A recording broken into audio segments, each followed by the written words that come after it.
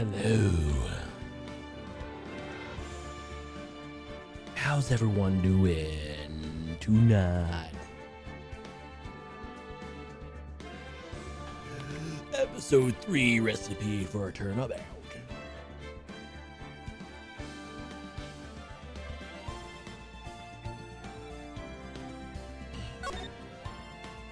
Yes. Oh, hey, what's up? This is Gumshoe. I don't have any riff for you. I really don't have any riff for you. You know what I mean? You know what I mean? Present.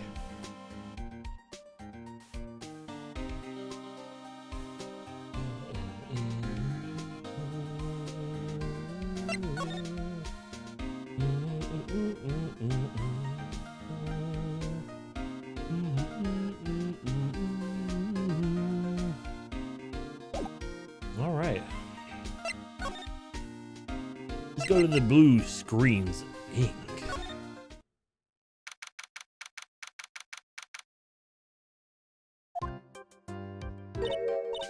Wow, this place is so high tech. You can almost smell the electricity in the air. It's a computer firm, Maya. They can't work without electricity, you know. Who are you? Oh, hello. I'm sorry. Access is restricted.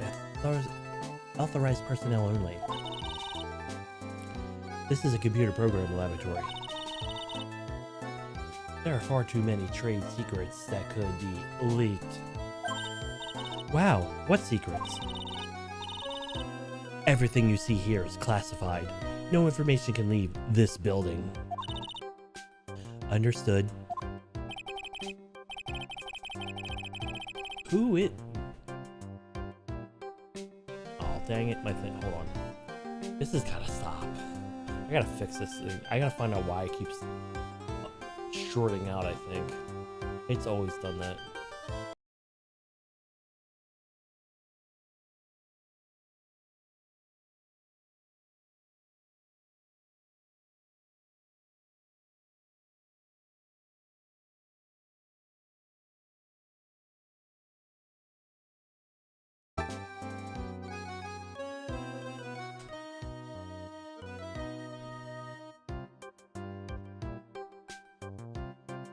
Who is this woman? She's like a robot from some kind of whack education show.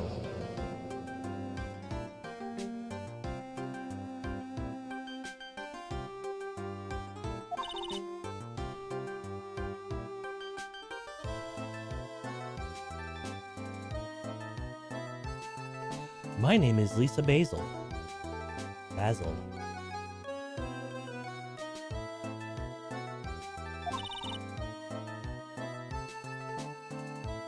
I'm the company director.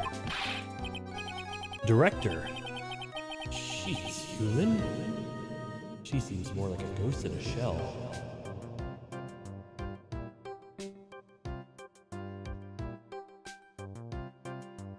I can only do that voice. It'd be sick.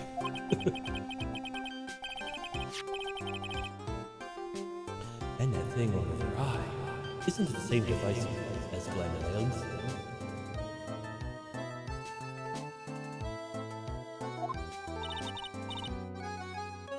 That's a DMH, right? Nice try, but the other way around, Maya. It's an HMD. All of my programmers here at Blue Screens Inc. are supplied with HMDs. Do you write programs too? No, I just enjoy wearing this.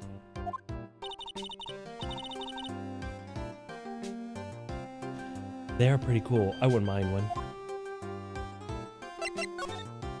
Blue Screens Inc. So what exactly is this firm's business? I'll try to simplify it so you can understand.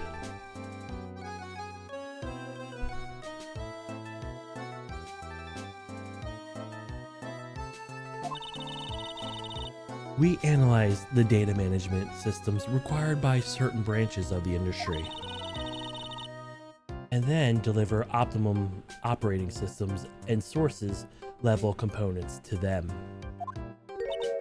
Huh? You lost me on the corner of analyze and management. It doesn't matter. They analyze stuff, you got that much, right?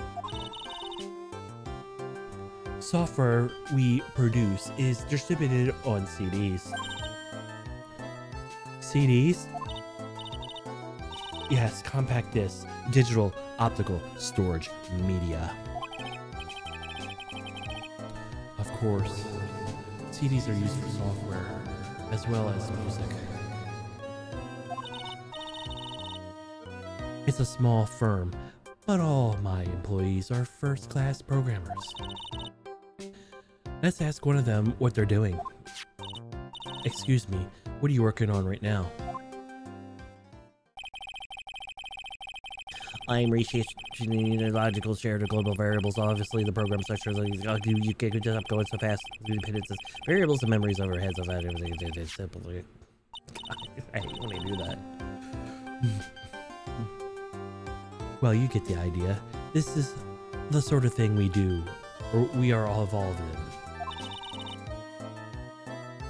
You do good, people follow all of that. Yeah.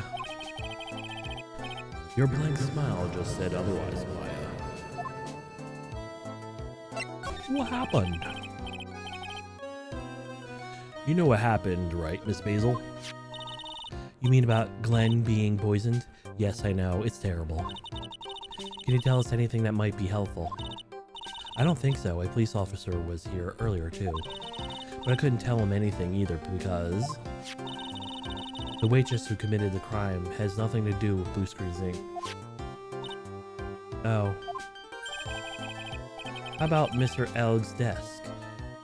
Have you cleared it out already? No, not yet. This one right in front of you. If there's anything that might be useful to you, you are welcome to take it. I guess there might be a clue here somewhere.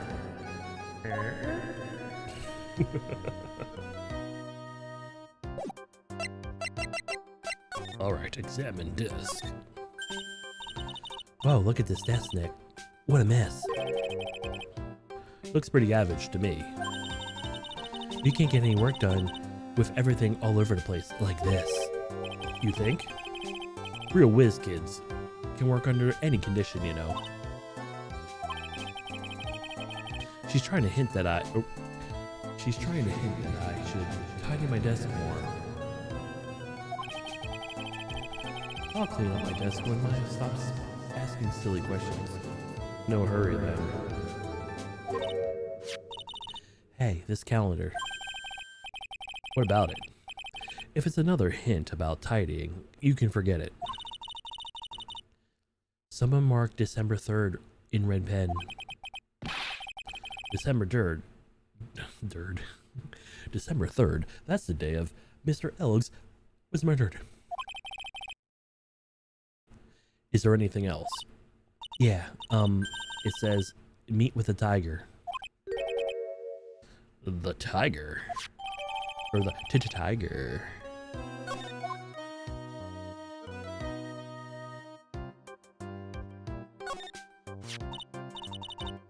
Wow, look at this mess. Looks like they're all betting tickets. What kind of betting tickets? For betting on which horse will win a given race. They're horse racing tickets. Oh wow, his jars are stuffed full of these. Looks like they're all losing tickets though. This many tickets would get you, what, $1 down the recycling center? But I didn't know that they were so hard up that you'll try to profit from the dead, Nick. I'm just talking them as evidence, Mia. So there.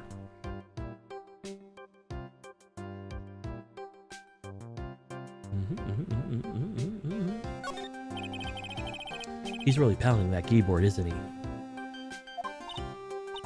Wow, I bet they're was the pro in programmer comes from, huh? I guess I shouldn't be resting on my laurels. Gotta expand my skill set and all that. Yeah, that's a good idea. Maybe I could become the old Speedy's apprentice. And what is your spirit medium training?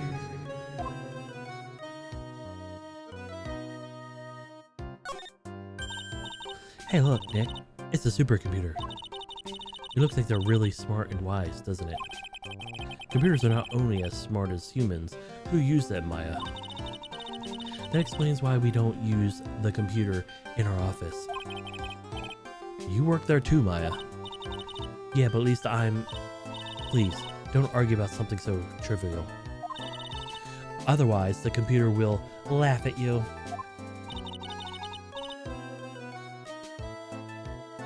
She said she'll laugh at us, Nick. She's human, Maya, not a computer.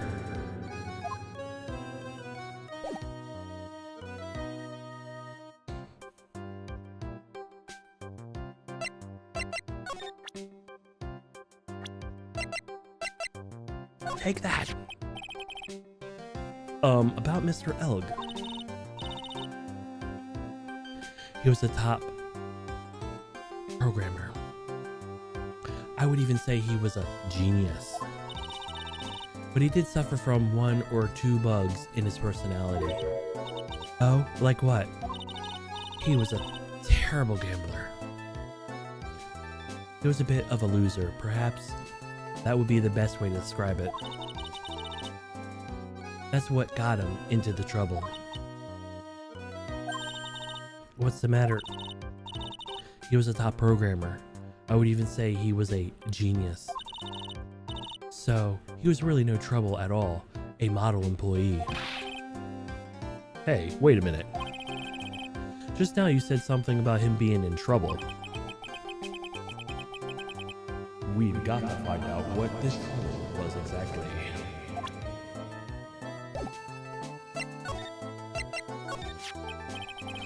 About Mr. Elk. Was he in some kind of trouble? I'm sorry. Why would you think that? I thought you said something about it just now. You said he got himself into trouble because he was a bit of a loser.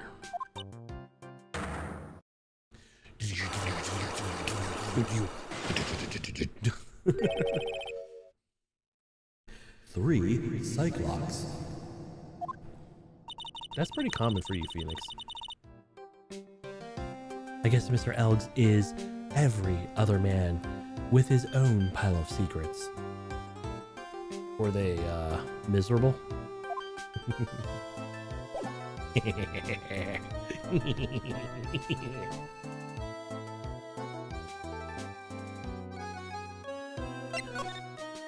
Tresbien. Move. Kichan. What you been doing back here? Huh? Mr. Armstrong's taking to someone, or talking to someone. I'll be back next month. Oi, Naturalin. I'll be waiting for you. If you haven't got a bit by then, I'm afraid I might get a little hot around here. None. I'll have everything ready, I promise. I love fire, you know. I love the way it crackles. No, stop it, I beg you. Then don't let me down. I'll be waiting for you. Mois Nanzi is not necessary. You can trust me, mademoiselle. Talk to anyone and I'll drive a knife right through your heart. Oh, none. You do not have to worry. You know you worry far too much. Maybe this will help you relax. It is our oil of sandalwood. I do love raw meat from time to time.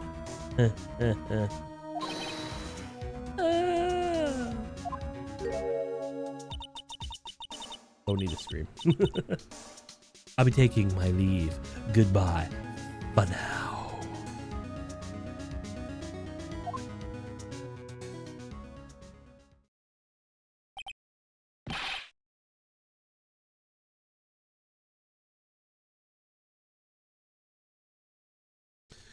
Ugh. I have la shivers. I must rub some of my oil all over my body before I become a nervous wreck. Oui, oui. That feels good. Ooh la la, excuse-moi, monsieur. My eyes, my eyes. Your eyes, if you have trouble with your eyes, you need la oil of sandalwood. It isn't just the leftovers of what we were just using. Who dat? Well, actually, that's the next one. You don't exactly have many customers, do you, Mr. Armstrong? None, you're right, monsieur. But perhaps at... Oh, man. But perhaps that is the perfect time for you to visit me, none? That way I can give you my undivided attention and cook for la dish supreme. Putting on a brave face, huh? That's what girls do, Nick.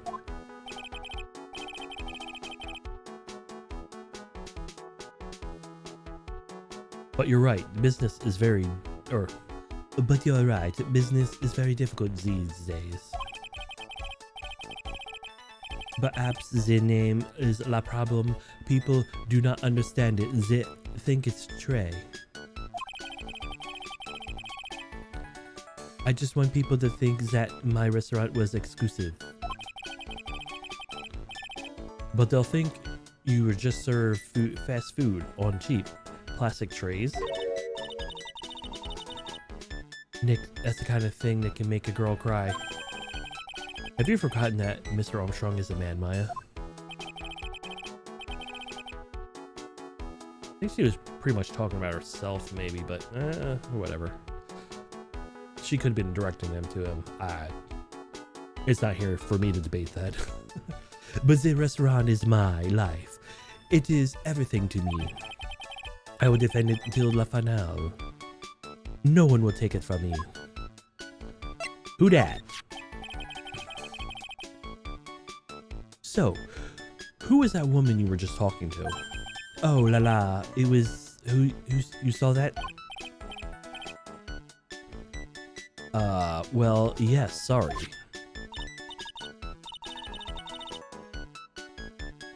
So, who was she? She looked so polite and graceful. And murderous. Polite, graceful? And she likes raw meat and fires, right? I'll be back next month. Oi, naturalmente. I'll be waiting for you. If you haven't got it by then, I'm afraid I might get a little hot around here. None. I have everything ready, I'll promise. Now that I think about it...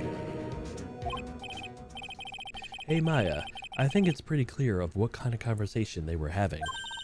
You think so? Well, then let's show him that piece of evidence and see what happens. That piece of evidence. Alright.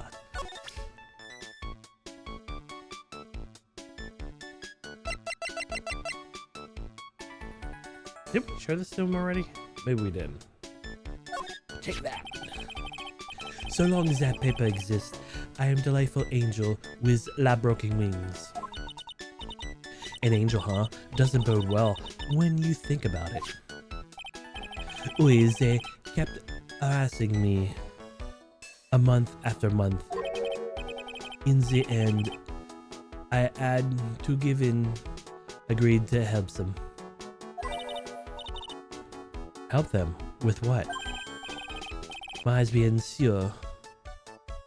If I did not owe them la money, I would have refused. But my hands are full. We're tied. Please, what do you agree to help them with? None, I cannot say.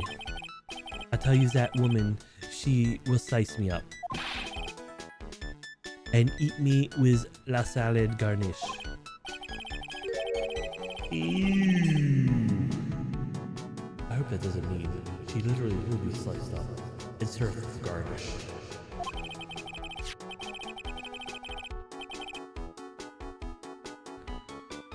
I'm going to guess that woman had something to do with your loan contract, am I right? Please, Mr. Armstrong, tell us about that woman.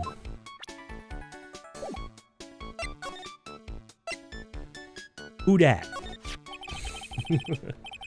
That woman was here earlier, or that woman who was here earlier. I take it she's why as come to is what a tragedy. Suddenly I find myself so deep in la debt. I sign a la bad world we live in, huh? No, I say it's more of a sign of la bad culinary skills. The woman who was here is the scary woman. She's from la loan office. Loan office? Is that where you borrowed $500,000 from? Oi, tender lender. It is called. Catchy name. Just hearing it makes me want to borrow some money. Please, you must not borrow from them. If you must, no more than $10. $10 sounds like your whole monthly stipend, Maya. Hey, I get a bit more than that. Thank you very much. So, tender lender is the loan office you borrowed $500,000 from, huh? I wonder if they've got anything to do with this case. Tender lender.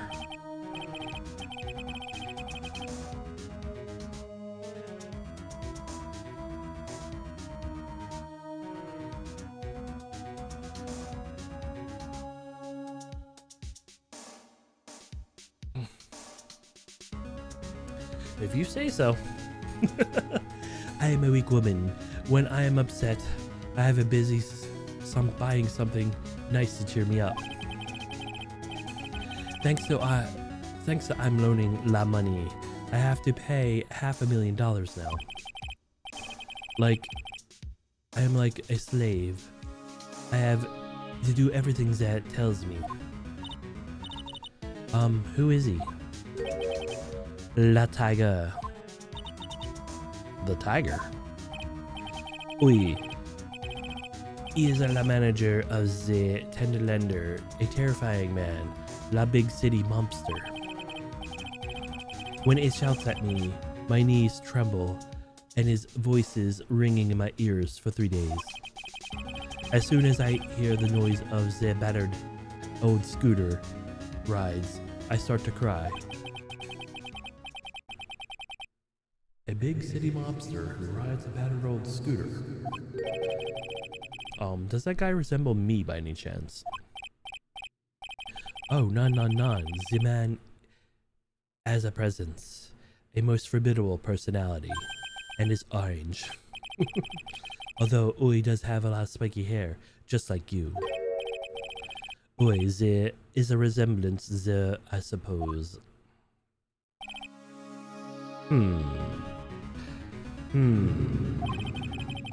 Sounds like this loan office is worth checking out, after all. If you want the tender lender, it's just beyond Vitamin Square. Hey Nick, if you need money, I can loan you some, as long as it's less than $3. Thanks for the offer. Just beyond Vitamin Square, huh?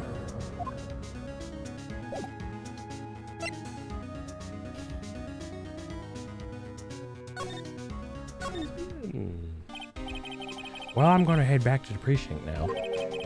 We've got a big meeting starting in a bit. About Maggie's case, you mean? No, it's pretty much wrapped up now. There's another big case going down at the moment, so she's been pushed aside. Okay, well, see you later then. Bye.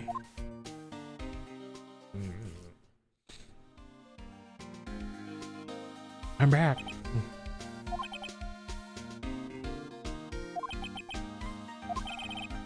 You better get going, detective, or you'll be late. Actually, I kind of got a favor to ask. It's a big one. A favor? Yeah, it's for, Maggie, actually. I was kind of hoping you'd give her this to her for me. What is it? It's a lunchbox. I got up early so I could make it. I've been really worried about her. She looked like she'd lost a lot of weight. Detective Gumshoe. How many weenies are in here? There's not a person on earth who could down this much meat. You think? I love weenies. I can't get enough of their tender juiciness. Shall we give it to her? It took me ages to make. So please, will you, pal?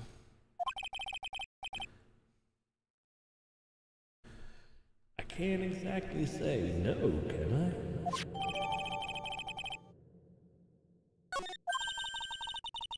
Maybe I'll eat it myself if I get hungry.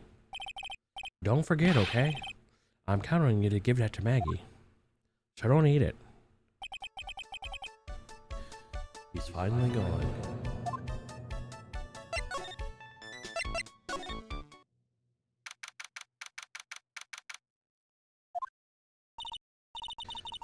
I don't see any sign of Mr. Kudo, do you?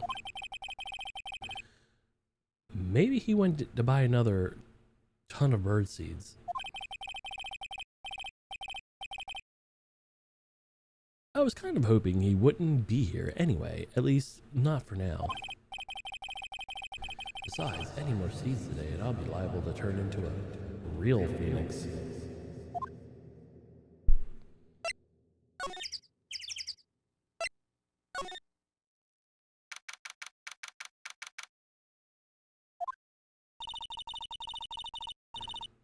This place gives off really strange vibe, doesn't it? Looks like the tiger isn't in his lair.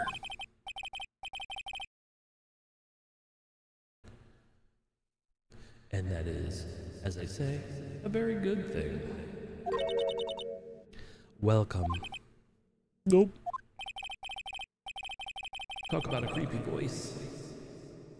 It makes your soul want to shrivel up and die.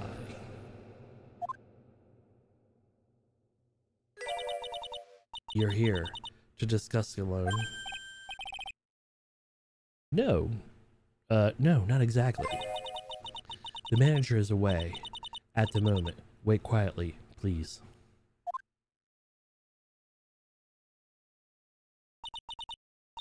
She's gone, just like that. I guess we'll just have to come back another time. But this is proper. This is a perfect opportunity, Nick. This place reeks of suspicion. Come on, Nick. Let's take a look around, okay? Do you think that'd be okay? I just said okay. Coffee. I'll leave it here for you. Enjoy quietly. Yes, thank you. Do not touch the desk, please.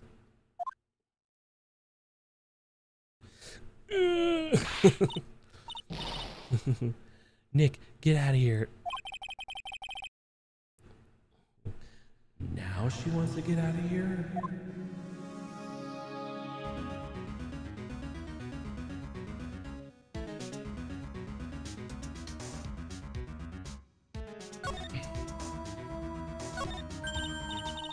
Hey, look at this Persian style coat. It's so chic.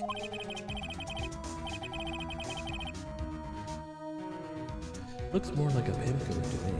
Guess I haven't had an eye for fashion. Hey, look at this. The suit is the same color as the one you wear, Nick. It's the same color as my suit. Uah! Keep your voice down, Maya. Nick. Some cake. Ah! I'll just leave it here for you.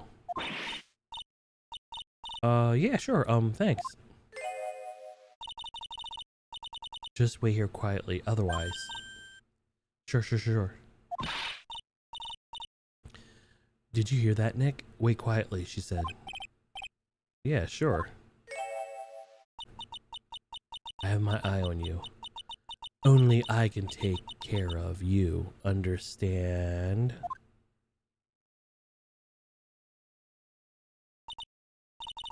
I'm scared, Nick. So, what were you getting all excited about before? Look on the lapel of this suit. That's an attorney's badge? Is the tiger a lawyer? No way. Look at this thing. It's made of paper.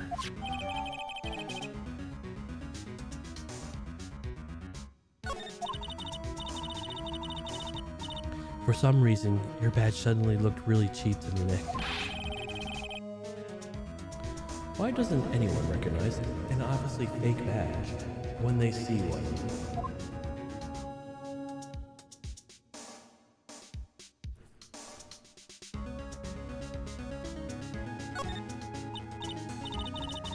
Oh no, someone's dropped the ashtray on the floor. That's going to be a nightmare to clean up. Yeah, it's all over the rug and everything. I accidentally knocked over a really big space heater once. Cleaning up was such a pain. It was one of those super antiques where you have to burn a ton of charcoal. How did she manage to knock over one of those over? Aren't they supposed to be super heavy?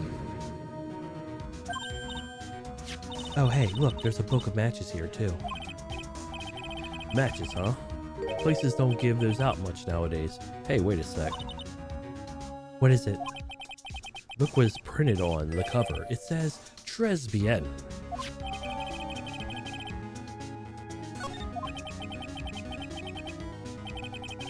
These matches could come in handy.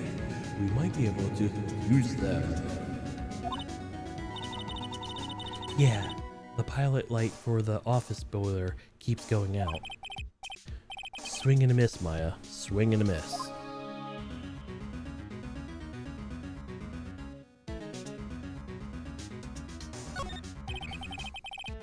There's a CD player on the desk. But the desk is alright. There's a CD player on the desk, but the desk is so loud, I wonder if you can hear it. The lid's open. I wonder what kind of music Tiger's into. Have you finished the coffee?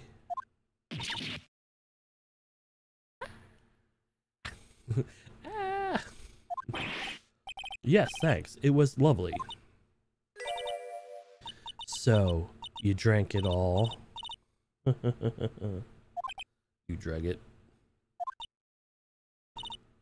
Gulp. If you touch anything else that doesn't belong to you, there's always another cup.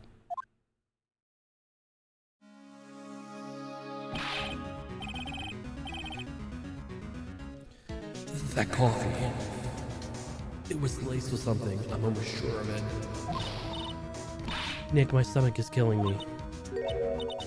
Oh wait, maybe it was just the burger I ate for breakfast. I sure hope so. We better take a look at that CD while she's alive and has a chance. What the? What? It's not the Rocco soundtrack, is it? Call the Tiger. It's a demo CD. The artist's name has been handwritten on the disc in pen. MC Bomber. What? This must be the CD Maggie told us about. Let's listen to it. I bet it's heavy metal. No way. That'll make a woman want to drink more coffee if we do.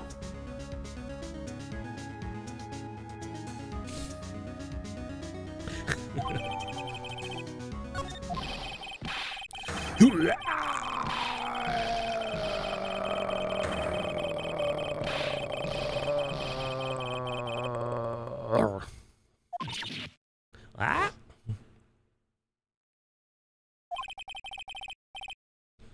Come out from under the desk, Maya. What are you two snooping around my office for? Nothing. My precious carpet. Yo, it was Ash, my rug. You're gonna wish your ugly never came through my door. It wasn't us. I'm sorry. You just want to argue with me? Is that what you're doing? You drink? Or you think you can take me on? I'm gonna flatten you two like pancakes and turn you into my new rugs. Ah. Oh. Dun Tiger, you're back.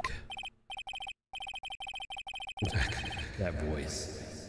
It's like evil seeping into your head, through your ears. I'm sorry, Don Tiger.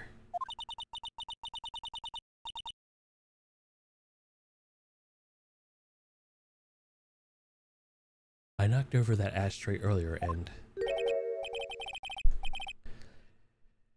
She's got a death wish or what? Oh, right. Huh? Forget about it, Violetta. It's nodding. What?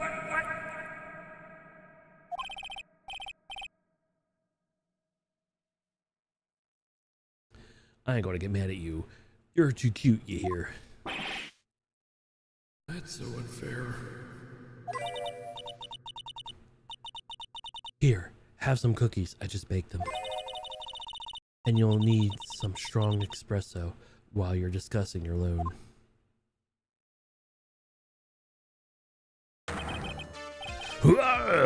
Phoenix Wright. Yes. You's either crazy or you just plain stupid to chase after me. I worked so hard, but you're gonna come and mess up my plan? So it was him. He's my phony. But I don't care. You get in my way. What? Or what? I mean, excuse me.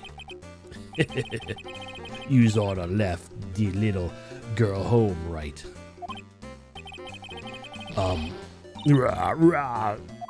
No questions. This is the last time we meet. Wait, please. That was pretty weak, Nick. You waited until he was out of earshot when you shouted after him. Like you're wanting to talk. I didn't hear you scream, hold it either. The espresso. Ah! And cookies. This woman is definitely not good for my heart. Now, what was it? Sorry. Now, what was it? The tiger called her Violetta?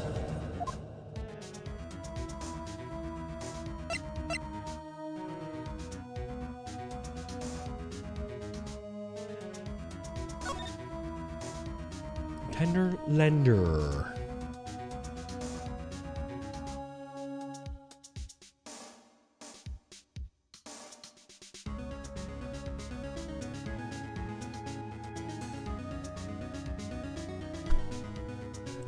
Tender lender. So I'm kind of curious about your company, Tender Lender.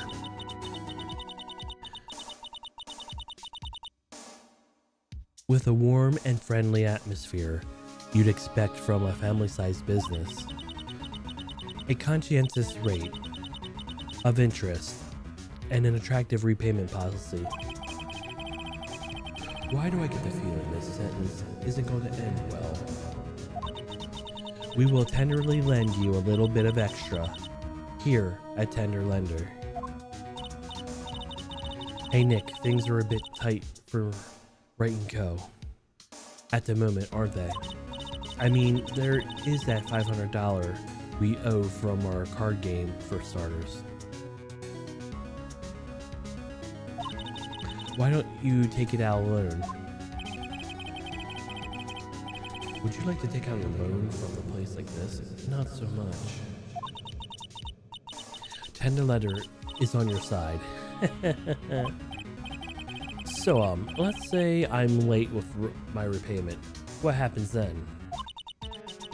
We give you more coffee. Strong coffee. Right. I think I'd rather skip town. Hey, I just remembered, I can make strong coffee too, Nick. Strong tea as well. What happened?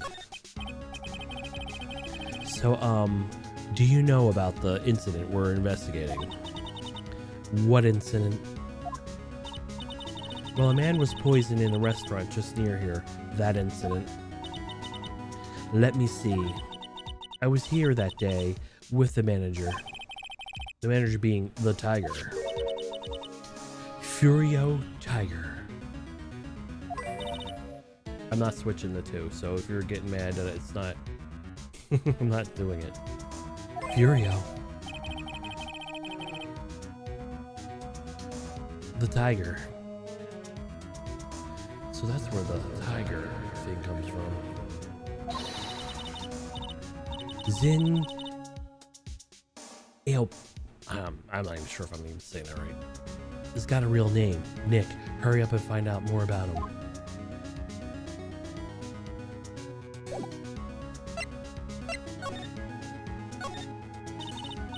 Let's see, this round doll thing is called a Daruma, I think.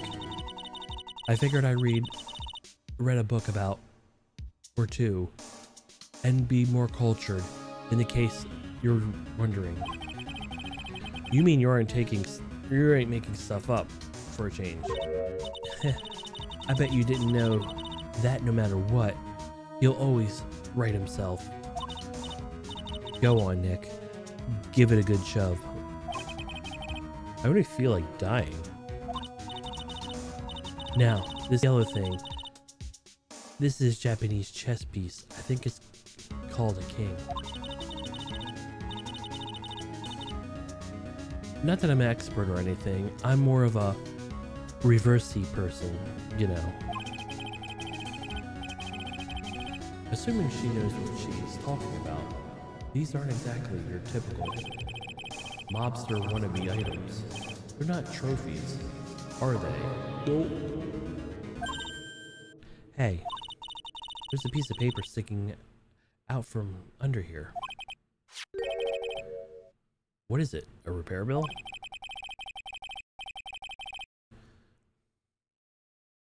Looks like he did some repair work on his car. Does he even have one? 15,000 to replace the bumper and lights. That's insane. The car's registered to the Cadaverninis.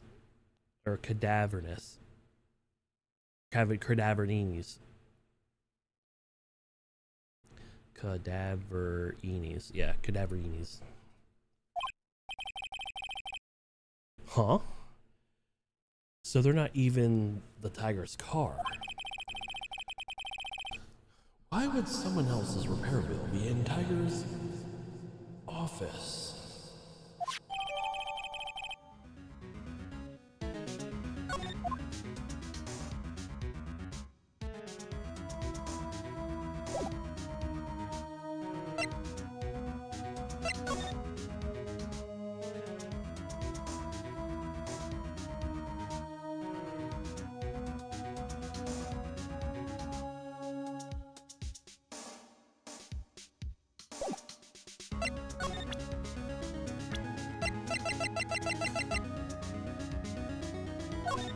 Why he look like me?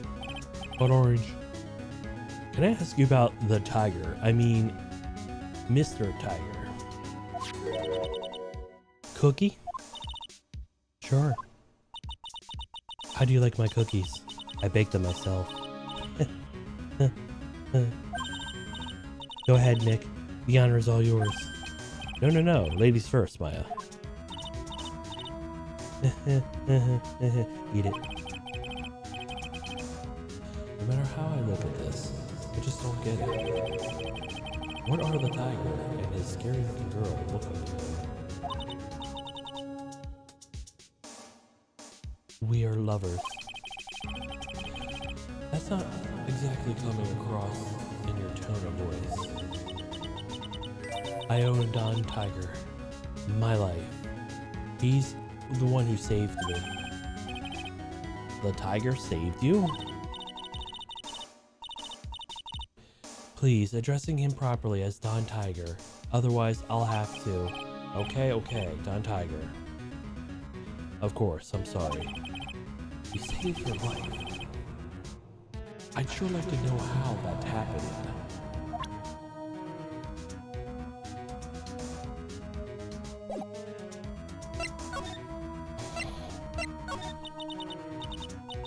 I'm very frail, you see. Just recently, I died once. You died? Just 4 months ago. The doctor said to abandon all hope. I guess they were expecting her to take a boat ride across the river Styx. But Don Tiger, he saved me. He gave up everything. Everything? When I found out what he had done for me, I was happy. No offense, but I'm finding that a little hard to believe. I decided to pay him back with my life by serving him coffee and espresso. I still wonder about her. What's in her coffee? So, is what you got that bandage around your head? This? So, what's the story with the bandage? They put it on after the operation. Operation? Just a little injury. A little fatal injury. A fatal injury? Maya just suffered one from herself, by the sound of it. So that's the injury you were talking about before, when you said you had died once.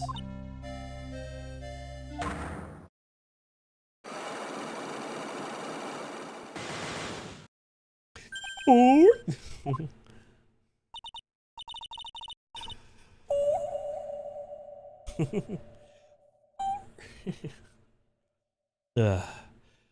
She really creeps me out, Nick. Same here. But we got to find out the truth. And nothing but.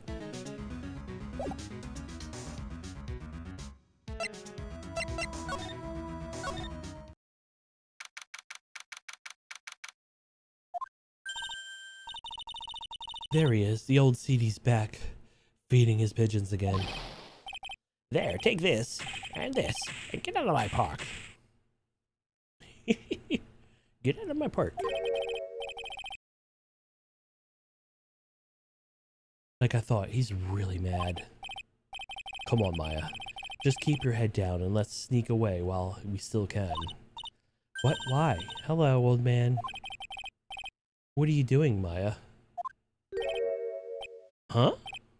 Ha! Hey, he just turned his back on us. I'm not surprised. Or, I'm not surprised. I bet I really hurt his pride in the court this morning. Hey, Mr. Kudo. Pigeon. Look, we really need to talk to you, alright? Out with the demons. In with the good fortune. Ow, ow, ow. Seeds, shell splinters, painful. I always knew that you were a demon, Maya. Alright, give me 1 second. We'll talk to Kudo in a sec.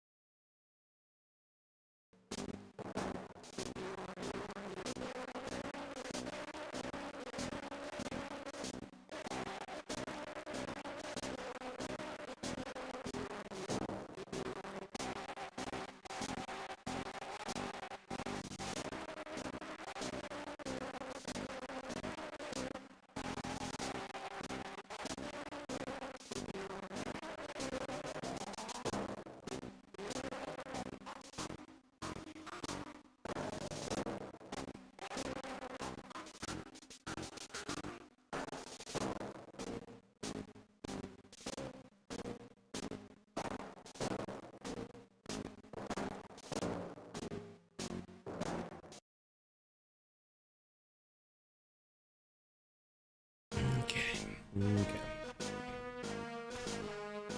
Mr. Kudo!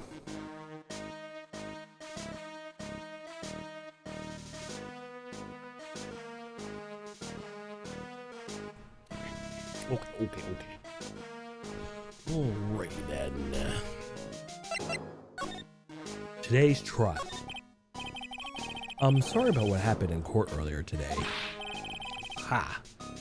Everyone talking about it. Behind my back now. A dirty old man who's been busy serving a girl's backside.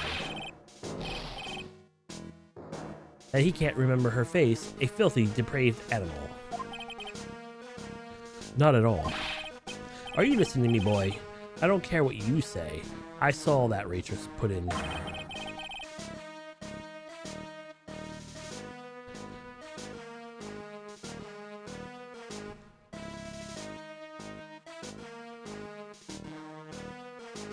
That's probably clearly Viola. If what he's saying is true. So there's probably 2 poisoned cups. Because they actually show him poisoning a cup. And that's probably Viola right now doing that. So, to create a witness. Or well. It's probably Viola. She put some white powder into the young lad's Yavakino. We hear you. But another thing, the young layabout was wearing an earpiece on the same side as the lens of his broken spectacles. We're really sorry. So I made a little mistake about the vase. So what? I know what I saw. I tell you.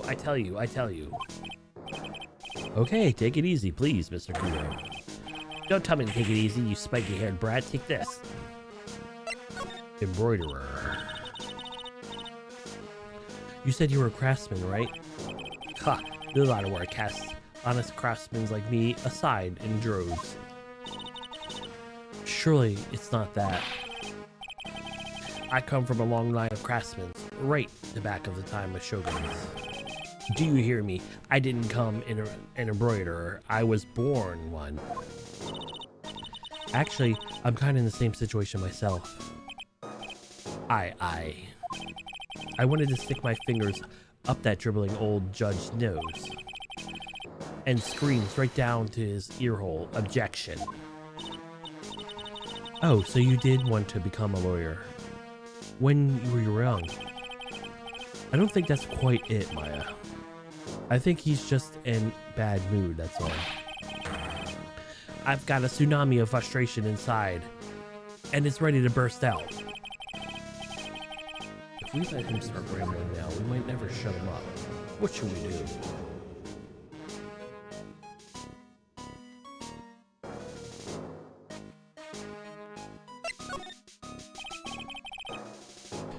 guess I better let him talk. So there's not much to call for craftsmen these days then. Of course not, you idiot. I am good for nowadays, is running errands. Errands? Everyone takes advantage of the elderly. Buy some bread, Gramps. Take a dog for the walk, Granddad. Feed the pigeons, old man. What am I? Some sort of two-bit community handyman? Well, buy some bread. Now that's what I can understand. But what's the point feeding some seedy pigeons? Why don't people say what they mean? Get lost. That's what they're trying to say. And yes, I am an inconvenience, you see. At home, at the restaurant, I just give in away, don't I? I'm sure you don't. Wait a minute. What did you say? At home and at the restaurant? Hold up. My restaurant. Or are you talking about Tribulations? Did you get asked to run an errand there too? Yes, I did. The very day that the young brat was poisoned. What? So on the day of the incident, what were you asked to do? Glad you asked, boy. Because I tell you what I was asked to do. All of a sudden, that young lad slumped over the table. The servant girl collapsed. And I broke that vase. It all happened so fast. I was in a bit of a daze, you see. Then the owner shouted over to me. Excuse me, you call the police. Call them yourself. I should have said back, but I didn't. I think of it at the time. So did you end up calling the police? Like I said, I was a bit of in a daze.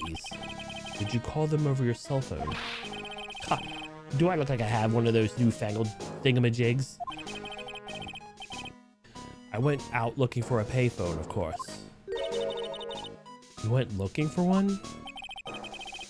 I couldn't find one right away. You know, I wandered around for 5 minutes or so. 5 minutes? So for 5 minutes after the incident happened? Yes, sirree, the owner was at Tribulations on his own. Why didn't you mention this in court this morning? Well, I would have had if you given me the chance. But y'all bullied me out of the courtroom. Thank you, Mr. Kudo. You certainly earned your kudos for today. Wait a minute. If that's the case, there's more I've got to say. Oh yes, I remember something else. Bailiff, escort this witness out of the courtroom. It's not my fault. You're the ones to blame. You could have at least told us before we got to court. It's really important that Mr. Kudo was the one who called the police. What's important is they accounted for time before the police arrived. The victim was dead, and Maggie was unconscious. Which leaves that man, alone in the restaurant.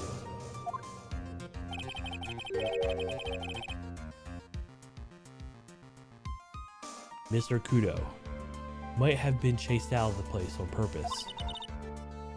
What do you mean? Maybe a certain someone didn't want him in the restaurant. Ah. Oh, sure. You go ahead and say I was in the way as usual. But I suppose I've been getting myself covered in a pigeon poop instead. We need to get more details about what exactly happened. From Maggie. And from Mr. Armstrong.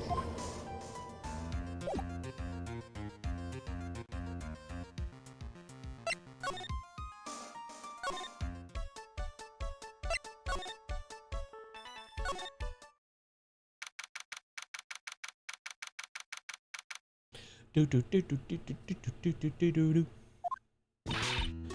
Mr. Wright. Hello, Maggie.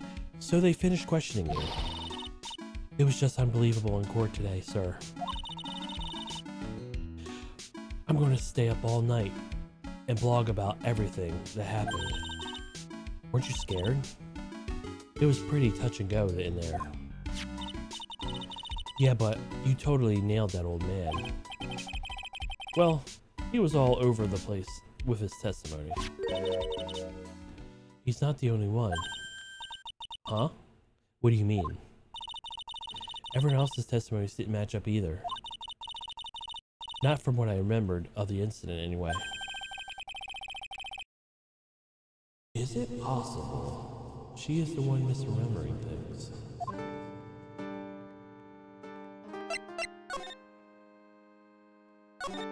Contradictions. Maggie, you know what you said, that everyone else provided testimonies that doesn't match up with what you remember. Yep. There are just many things that don't seem to add up. The biggest contradiction is the other guy I saw at the victim's table. He was the one who slipped something into the victim's coffee. I'm sure it was him. But didn't Mr. Kudo testify that earlier today? If that was the waitress who put some white powder in a cup of coffee. So you really think that this disappearing man, the disappearing man that did it? Well, it's not the only thing that disappeared. The CD vanished as well. You know, the CD with the writing on it? Oh yeah, the MC Screwdriver album, right? It was MC Bomber Maya. That name was scrawled on the sports paper as well. They never did find that CD at the crime scene, sir. Or the victim, or the victim's medication. That's gone missing too. Ouch, my head. This is getting way too complicated for me. After the incident, you said you passed out when the victim Glen Egg collapsed, right? Yes, it was so embarrassing. I mean, I used to be a cop. When I came to, the restaurant was buzzing with police.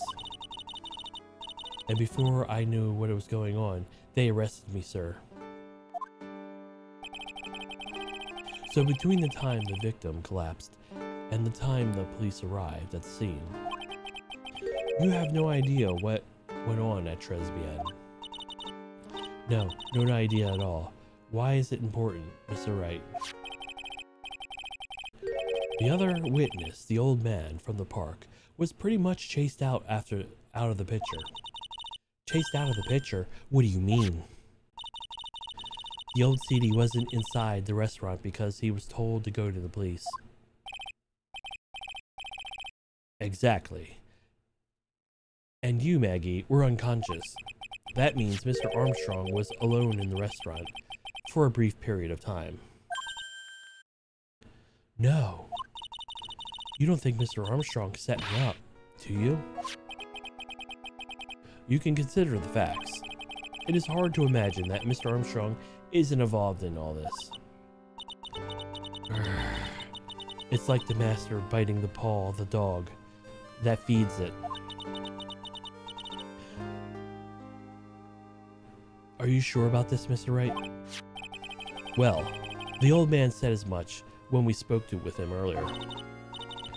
I don't know, the things that the man says don't add up for some reason, sir. Maggie looks like she's trying to figure out something out. Maybe we should ask Maggie exactly what she knows about the old CD.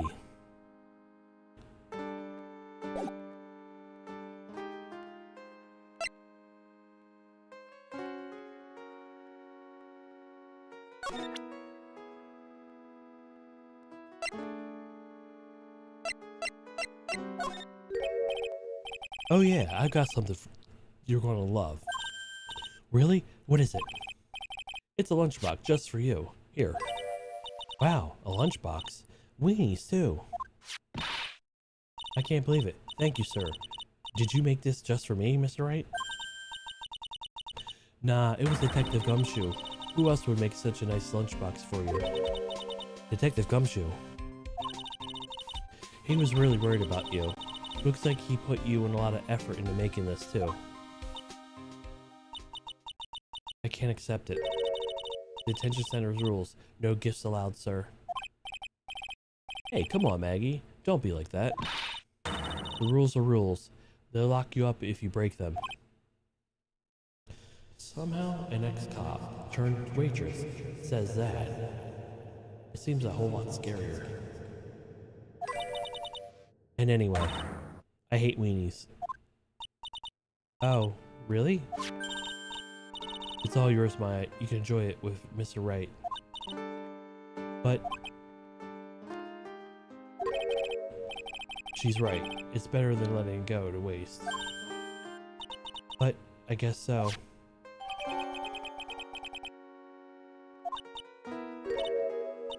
Well, how was it? It hits the spot. I love weenies.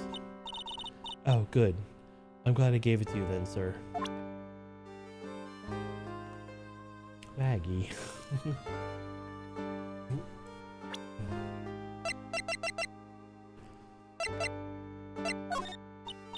I feel much better after that trial this morning. It's been a bit of the courtroom proceedings attic for years now. It feels like forever since I saw a witness as slippery as that old man. He's not really that bad for an old man, though. Still, I feel a bit uneasy. Huh? I thought you just said you felt much better. Maggie, if there's something on your mind, you've got to tell us. Especially if it has nothing to do with Mr. Kudo or his testimony. Roger, I'll spill it all and see what you make of it. Victor's testimony. Is there anything about Mr. Kudo's testimony that stood out as odd to you? Actually, yes. The fact that he was even testifying to begin with doesn't quite what? Well, when I took the coffee over to the victim's table, it was true, there was another customer in the restaurant. Yeah, we know that already. It was Victor Kudo. But I can't really say if it was an old man. Okay, how about calling him really old middle-aged man? No, the age isn't an issue. The other customer was a woman.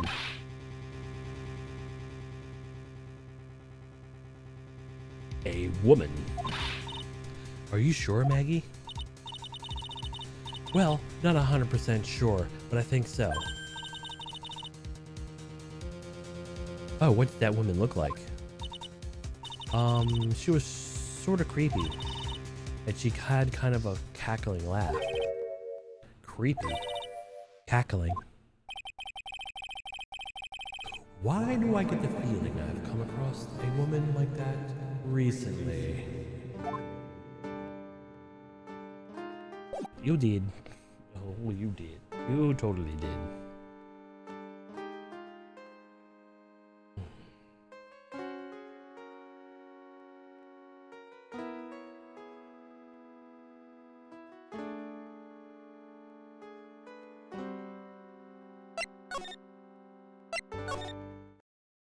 Peace, Maggie.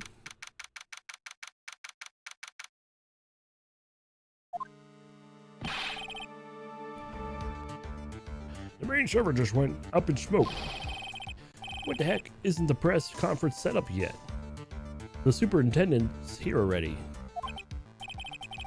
Yeah. And there's a problem with the internet too. I told you already, stop using your computer, Chief. I'm watching videos online. I'm catching up with my Asian soap operas.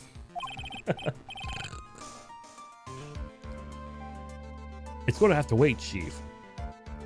I'm throwing in the switch. No! Just when some young guy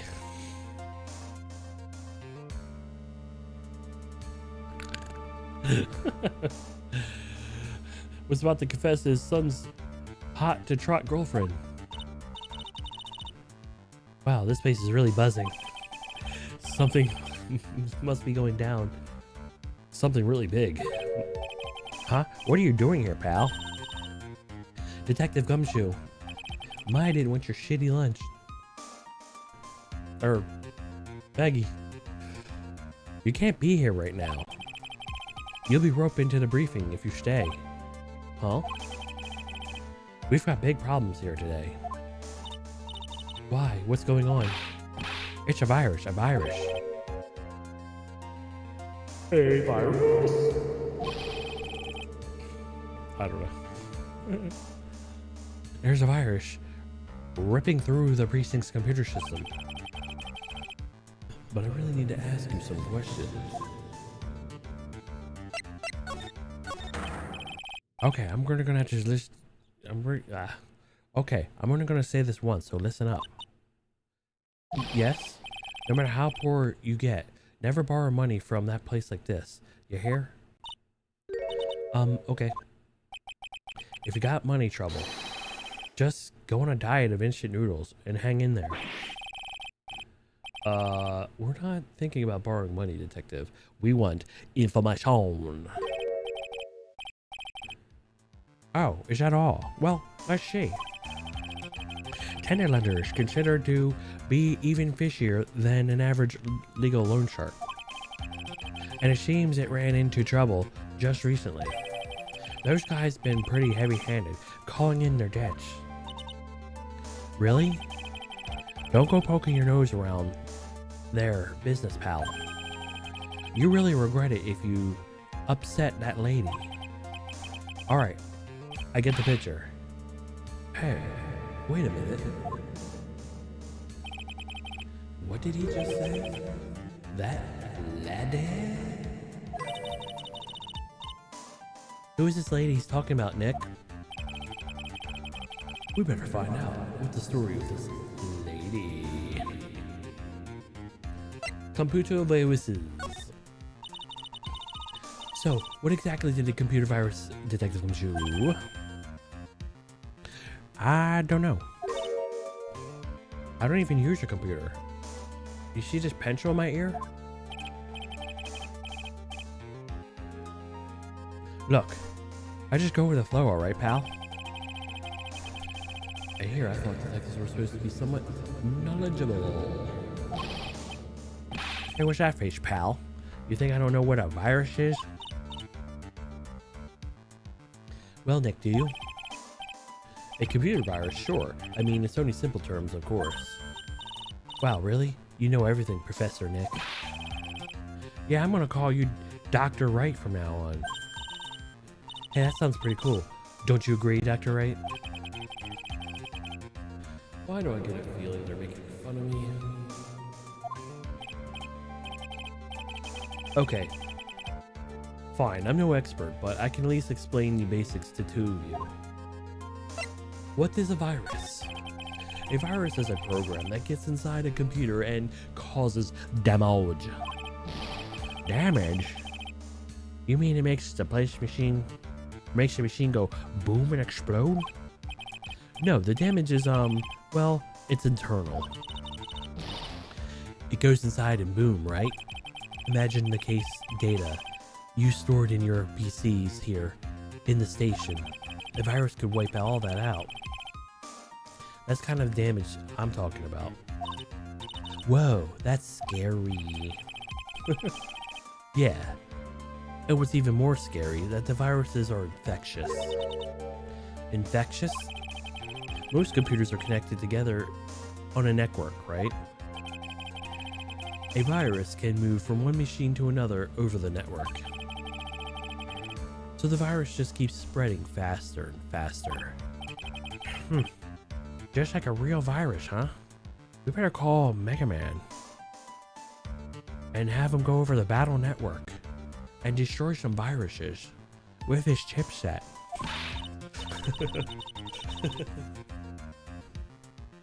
But Nick, why does anyone make a program like that? Yeah, it takes ages to type in all that data. Why would you want to destroy it, pal? Perhaps people don't infect their own machines. They send viruses to someone else's. What? That's horrible. Oh, I get it. It's like sneezing on Mr. Godot and he catches a cold. Right. Then he wouldn't be able to turn up in court because he's too sick. You really shouldn't do stuff like that, Nick. It's wrong. Who, what, where, and when, and why did this conversation jump to talking about me? Anyway, that's what a computer virus is, a bad program that causes damage. All the different viruses have names, right? It kind of feels like I've heard the name of the virus we're caught somewhere before. The name of the virus, huh? I feel like I've heard of that before, too.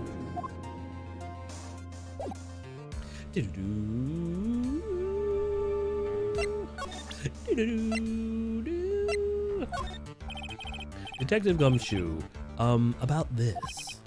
What?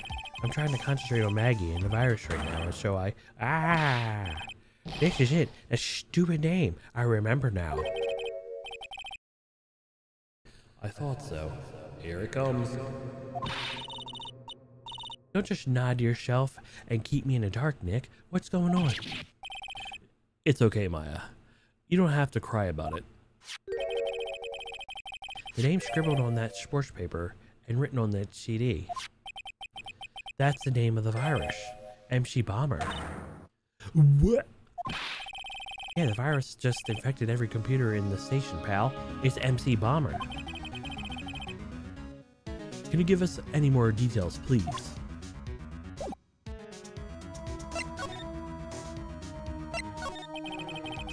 We already knew that the MC Bomber virus was from a while back. A group of criminals issued a series of demands to head honchos of the law enforcement. They treated to release the virus if their demands weren't met. Who are they? I don't know. Some hotshots from the criminal underworld would be my guess. And now the virus has been released, huh? Yeah, it's every computer in the public office in the city. Everyone's going nuts. They're hopping mad around like they're dancing at a carnival. All this stuff with criminals, viruses, it almost feels like we're in a sci-fi movie. Apparently the programmer who made the virus was a real genius or something. The focus right now is on tracing the root of this virus on the black market. You mean someone put this virus up for sale? Yeah, because this one's so powerful. They're estimating it put a price tag in the millions of dollars, pal. In the millions? A virus can be worth that much? You'd be surprised what villains would want to pay for crap.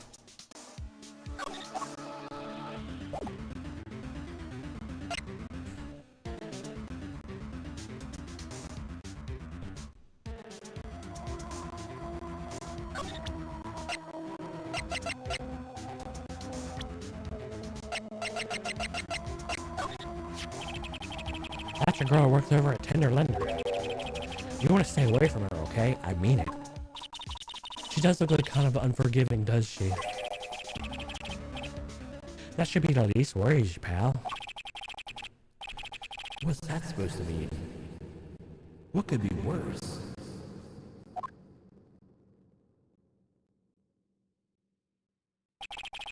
Her name is Viola Cavardini. She is the only granddaughter of Bruno Cavardini. Bruto Cavardini? Do you know who that is, Nick? Never heard of him. Bruno Cavardini is the boss of the Cavardini family. The Cavardinis.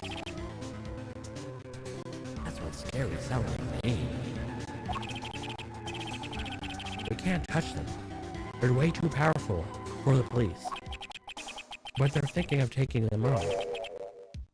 If you're thinking of taking them on, aren't you? No. I don't remember ever saying I was going to. I better get some more info out of Gumshoe about this family.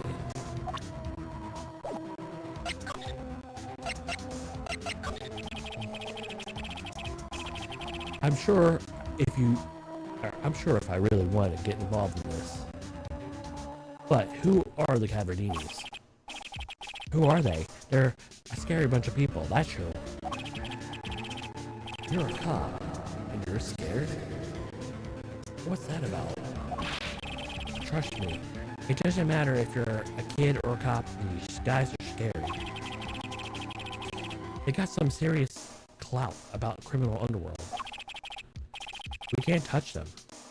They've got too much moolah. Moolah, as in Mooney. They're pretty much in control all the cash on the city's black market. The black market, huh? And that includes tender lender, I take it. Sure, no one stands up to Bruno Cavardini, and I mean no one. Interesting. Sophala's the granddaughter of some mafia boss then. Yeah, and everyone knows much about Bruno loves his little girl. She means everything to him. So... how did she end up a tender lender? I don't know, pal. That's for you to go find out. But I've heard she and the boss of Tender Lender are pretty tight. Tight? That's what is shed in the file, related to Maggie's case. Sounds like a pretty important clue. Ah, I can't believe it. I almost forgot about the most important thing. And that is, you know, the lunchbox. How did everything go? Lunchbox? You remember the weenies? I hate weenies. Oh yeah, those weenies. So how did my weenies taste? When it went down the hatch? Huh? Well, it was delicious. Yeah, that's what she said, really? Well, not exactly. Don't worry about it, pal. I figured something would happen, so I came prepared. Prepared? What do you mean? I made a jumbo lunchbox. Oh. Do me a favor. Again, huh, pal? And deliver this. This is a heavy burden. In more ways than one. I can imagine Maggie's little eyes sparkling with joy when you bring that to her. Weenies again, Nick? Tell me we don't have to eat all those too. I really can't eat anymore.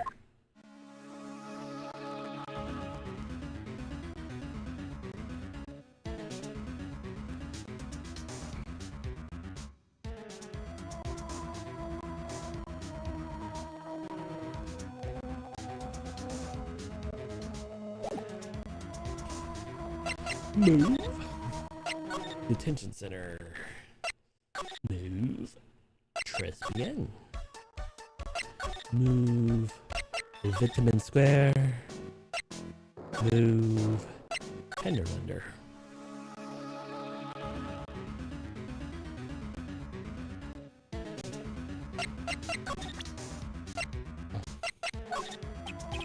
About this. More coffee? You must have more. No, thanks. I've had enough, really. I'm so thirsty. I don't leave the coffee or I don't leave the office.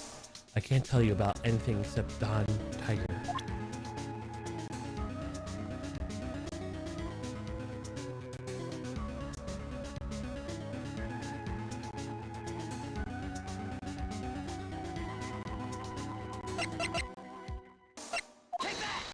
Take that.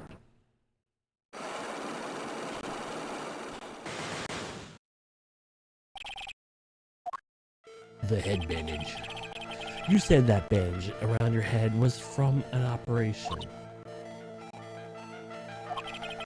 You also said you suffered a fatal injury to the head, correct?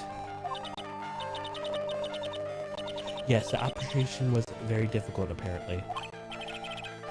Now, by fatal injury, you mean you were hurt very badly somehow, right?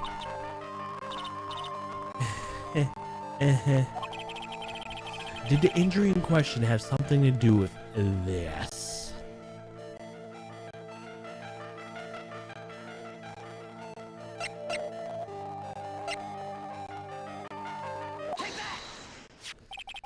Take that. I have here a car repair bill. From this, it seems pretty obvious that this car was involved in the accident. Let me see that. This bill is made out to the Cavardinis.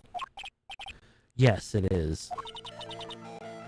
I don't think I've ever introduced myself. Tell me, what do you know, or what do the Cavardinis have to do with me? Something tells me she's not about to say hi and introduce herself. Alright then. Your relationship with the Cavardinis is very strong, and this is why. This is your granddad. I know exactly who you are, Viola Cavardini. You sustained that injury in a traffic accident, didn't you? It happened about 4 months ago. I was driving in one of our family cars when someone pulled out in front of me.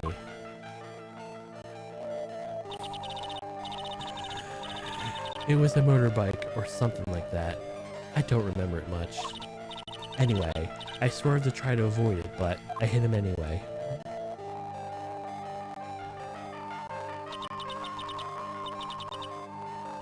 I took a blow to the head, a bad one. Yeah, I can imagine.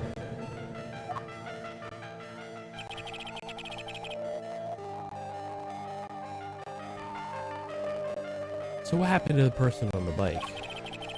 I'm guessing they didn't get away with the injuring the Viola Cavardini, right? I don't know. What happened to them? They ran away, or so I heard. Ran away? If they stayed, I'd have to... Is it possible? Could the person who committed the hit and run have been...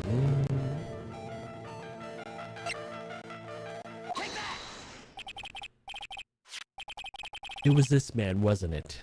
He was your cause of your accident. It wasn't Don Tiger. I refuse to believe it. We collided, the motorbike and my car. But Don Tiger isn't injured at all, is he? It was the Tiger who caused Viola to crash. I could feel it. Plus, one of her locks just broke, so she must suspect it was him too. I'm sorry, Miss Cavardini, but I have proof that the Tiger was involved in the traffic accident on his bike.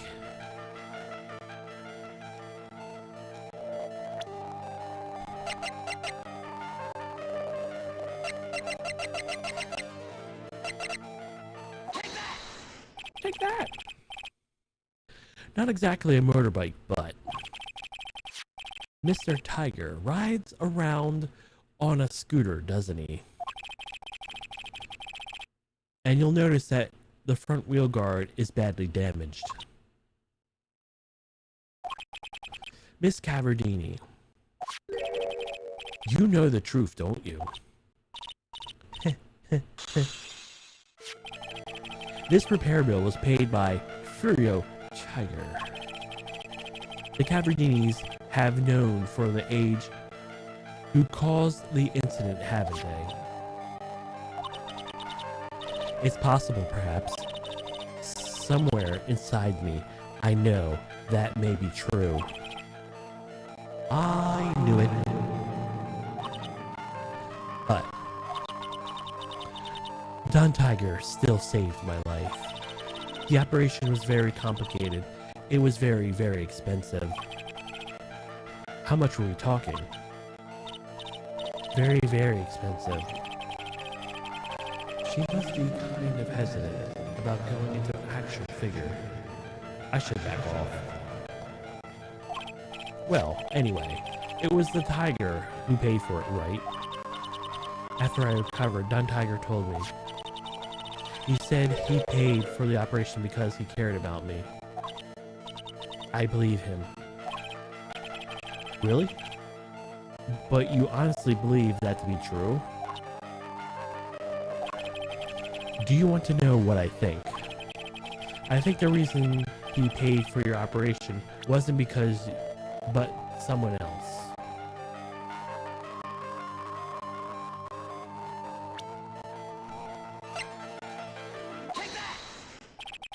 Take that!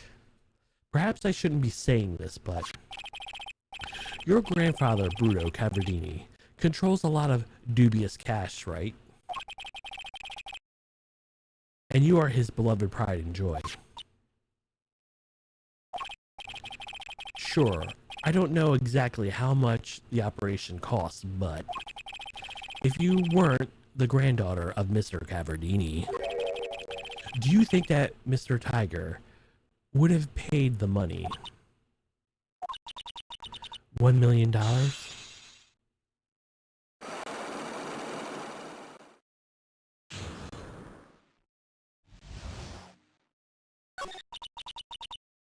4 months ago, I was in a traffic accident. That's why I needed the operation. When I woke up, they told me it was nothing serious. A simple procedure. Oh, really? Well, I guess if she had recovered in 4 months, it couldn't have been too long. They said the operation will cost $1 million. A million bucks? My grandfather ordered Don Tiger to pay $1 million in compensation. Compensation, huh? It's the underworld lingo for paying the money to settle a score. Basically, pay or get into some serious trouble. But $1 million bucks? This has to be related to the poisoning case somehow. I wanted to believe him. I wanted to trust what Don Tiger said. He said it had nothing to do with my grandfather being Bruno Cavardini. I wanted to believe it. He helped me because he cared about me, not about my grandfather. But I knew that wasn't really true. Wow, I'm so sorry. What he did get the money was, it was evil. He said it was all for me, so I helped him. Helped him? In what way? Here, take these. What are these? Medical papers? I'm Bruno Cavardini's granddaughter. I had to pay the compensation. Or he had to pay the compensation. He was made an offer he simply couldn't refuse.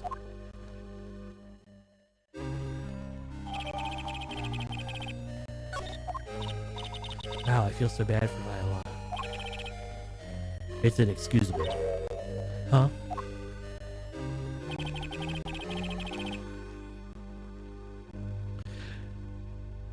There are two things that I consider inexcusable.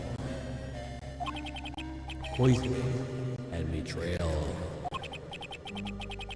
Only a coward would hurt people using either of these tactics. Is everything alright, Nick? We should get going. Right after we finish our espresso. Yeah. I won't need to convince Viola of anything else, so I guess I can get rid of this.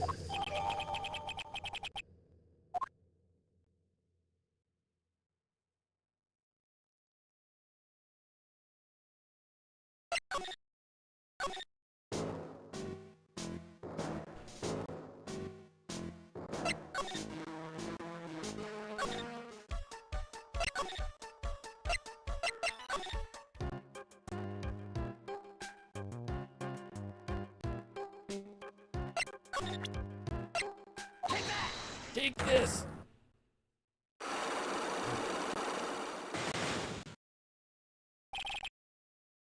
Glenn's troubles. So, how about you tell us what kind of trouble Mr. Elg was in? I'm sorry, sir, but if we don't deal for troubleshooting here, perhaps you would like to speak to someone in customer service. What is she talking about?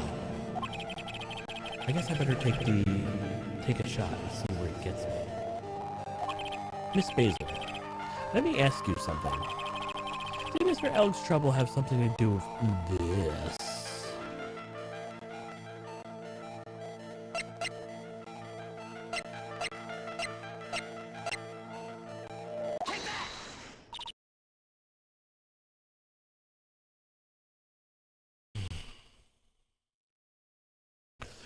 What is that? A bunch of horse racing tickets, all losing ones. With that many tickets, you could get 1 million or $1 at the recycling center. You good people are very, very bad. Cashing in on others' misfortunes is immoral. Is that a whiff of hypocrisy I smell? But what is relevance of these tickets? The victim, Mr. Glenn Elg, he had a gambling habit, didn't he? I don't think that's a logical conclusion based on the facts. Everyone likes to go to the races from time to time. Yeah, but not everyone buys this many tickets. Anyway, I don't believe that proves anything on its own. You're right. But I'm not through yet. Mr. Elg's gambling wasn't restricted to horse races, was it?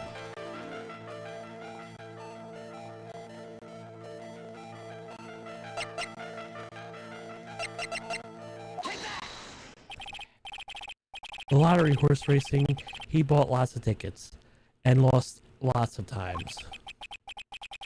That's gotta have to hurt his wallet pretty bad, don't you think?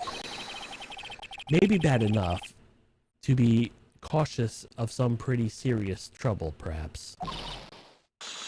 No! You're right, Glenn did have a gambling habit. You good people must not follow his example. Do you understand? Trust me, even if I wanted to, I don't exactly have the money to buy any. But if you win, there's no problem, is there?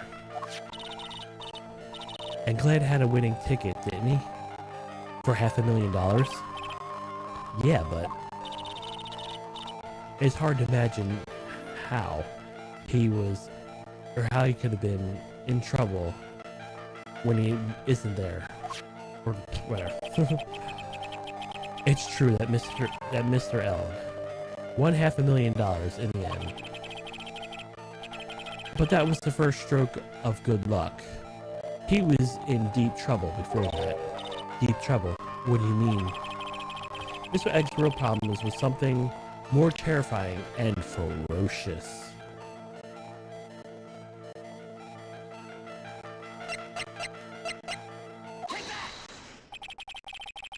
Mr. Egg met with someone on the day he was killed. He even made a note on this calendar about meeting with the tiger. And what relevance of that?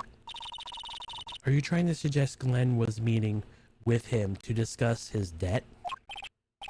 Yeah, that's what I'm thinking.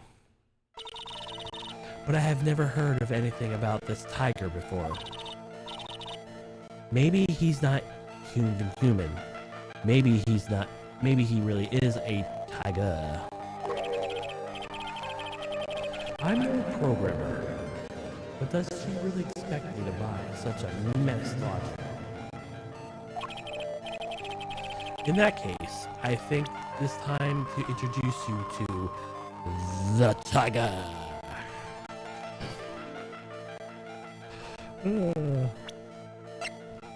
This guy.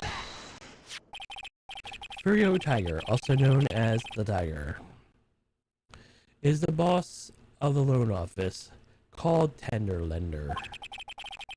This is the one who Mr. Elg met on the day of his murder. And the only thing the loan shark would talk to him about would be his debt. No. Is it true that Glenn had racked up quite a bit of debt from his gambling habit? About $100,000, I think. $100,000? Ouch. But I've heard he won the lottery, so he would have been in the clear. Shame Maggie couldn't get a bit of that good luck. Okay. So the guy got lucky and won the lottery. But what if he hadn't won? What was his plan then? Well, this isn't easy to say, but he said he would use his talents to repay the money. His talents? I suspect he's talking about programming. What? The computer program is worth $100,000. Perhaps you good people should leave so I can get back to work. I'm so close to cracking here. The program in question, was it by any chance this?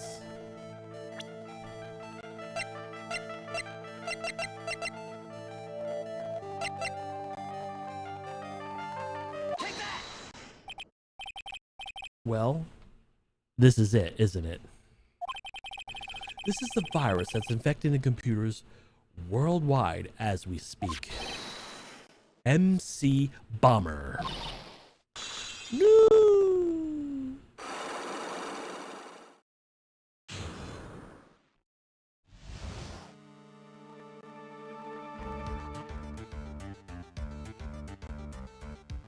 Okay guys, give me 1 second. I'm gonna turn the fan on real quick.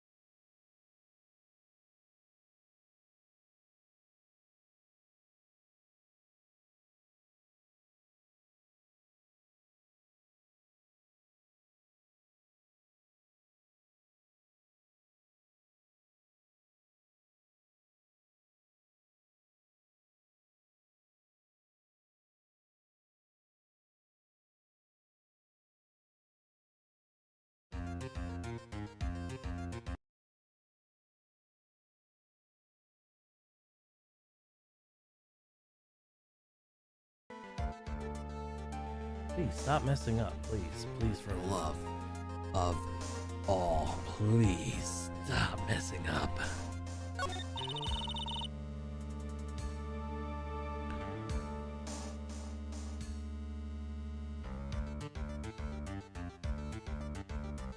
Glenn's head had more processing power than any other computer. But had been infected with a gambling virus. Glenn was in too deep. You mean he was in debt? Yes, $100,000 in debt. Not an easy amount to repay. So, he said he was taking some extra work, something a bit risky. Risky? How? Maybe he was going to become a waitress at Tribulations. Where do you come up with these ideas? Risky extra work.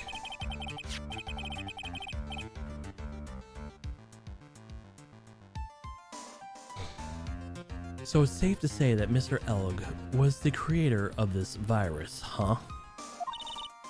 The MC Bomber virus, yes. It was a work of genius, in a bad sort of way. Of course, but still genius. Something that would probably fetch several $1 million on the black market. Inconceivable. Gumshoe was right for a change. This date, December 3rd, it was marked on his calendar.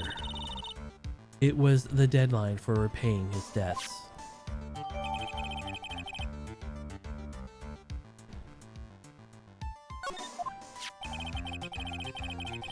I guess we won't be needing these horse racing tickets anymore.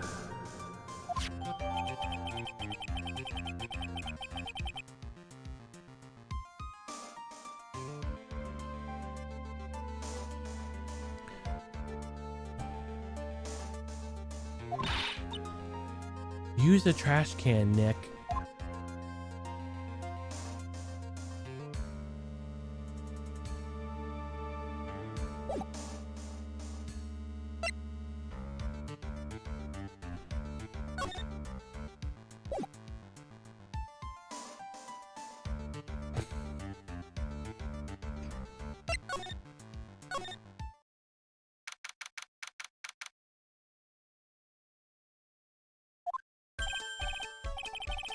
Oh, bonjour.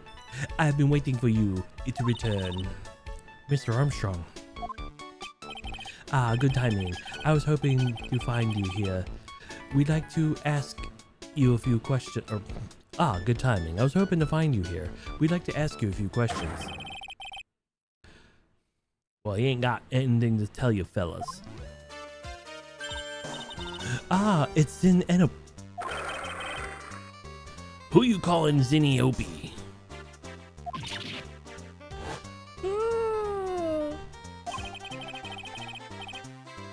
Come out from under the table already, Maya. Okay, hand it over. What? You want to play games with me? I'd recommend that. The medical papers now. To think he wants Viola's Candidini's papers back. You mean this? The $1 million medical papers?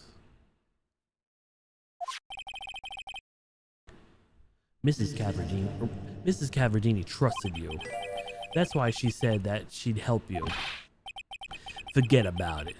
That girl's dumber than an elephant. You want to know what she said? I'll tell you what she said.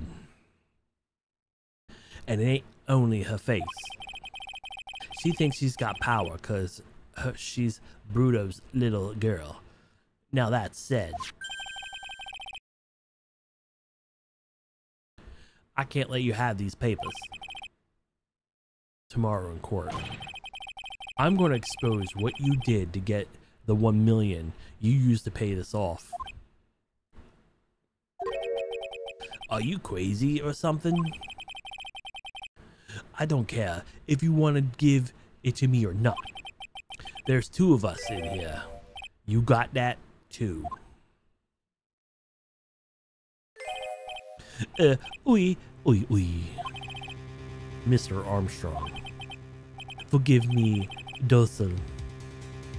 I can't argue with him.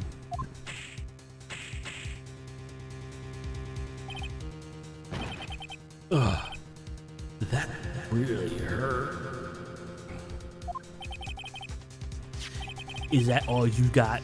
I'll be taking those papers now. Armstrong, get that lighter. Wait. Don't take it too hard, Felix Wright.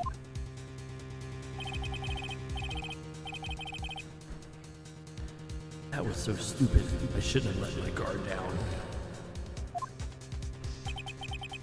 Those medical papers were vital evidence. Hold it, pal. Detective Gumshoe. Detective? You think you're gonna stop me, copper? Beat it. Whoa. Come on, Gumshoe. Whoa, come on, Gumshoe. Keep it together. You guys get out of here. Leave this guy to me. But go, pal, and take this. If you're gonna get hurt, who's gonna look out for Maggie, huh? Alright, thanks, Gumshoe. Wait, Nick, don't leave me behind.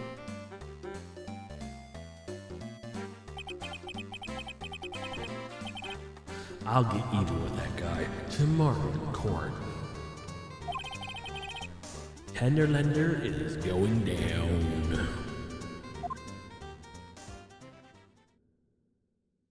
To be continued.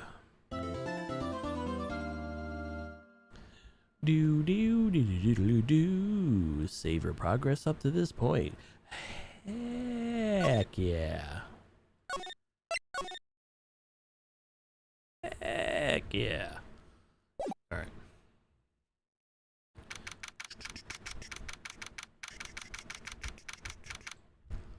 Defendant lobby number 1. Good morning, Mr. Wright. Good morning, Maggie. So, what do you think is going to happen today, sir? Yesterday's session didn't go so well and ended up on a giant mystery. That's true. And we still haven't solved a single part of it yet. Are you okay, Nick? Huh? Oh, yeah, of course. I saw that little flash of doubt in your eyes. No.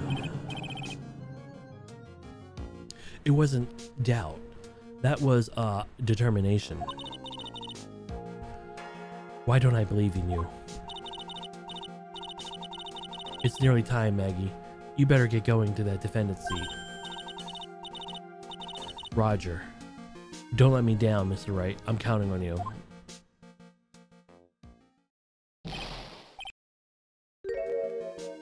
Hey, pal. Hey, Detective Gumshoe. Quit stressing Maggie out. She doesn't need that. How did you know she was stressed? I was watching through the doorway. Oh. You look like you lost the case already. Show a bit of confidence, will you, pal? Here, maybe this will help. Huh? You have taken up aromatherapy too? Not in a million years, pal. Don't tell me you don't remember this thing. Come to think of it, that doesn't look like one of those aromatherapy bottles. This small bottle turned up in Tribulations' kitchen a couple of days ago. Wow, look at all these little bottles. Oh, they're aromatherapy oils. He's got so many. They're overflowing on the floor. Hey, wait a minute. One of the bottles is different from all the others. Well, what do you know? It doesn't have a label either. and sniff. It doesn't smell. We finally got analysis results back from the lab. So, what is it? Is it the poison? I'm afraid not, pal. It's medication. Medication?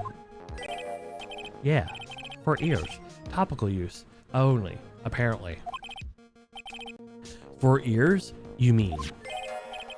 Yeah, it's the medication that Gen Elg was using for his ruptured eardrum.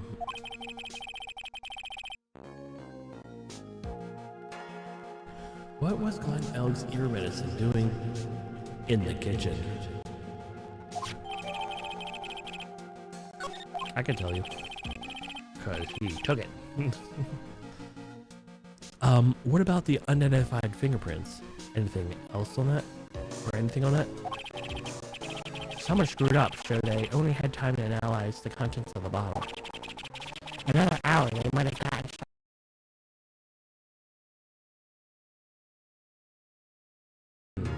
That's going to weaken its impact as a piece of evidence. Okay, pal. This is it. Make sure the defense is unpregnable today, okay? Got it? Yep. Today's trial. I'm going to expose that guy, for what he has done, or my name isn't Phoenix Wright. Phoenix Wright.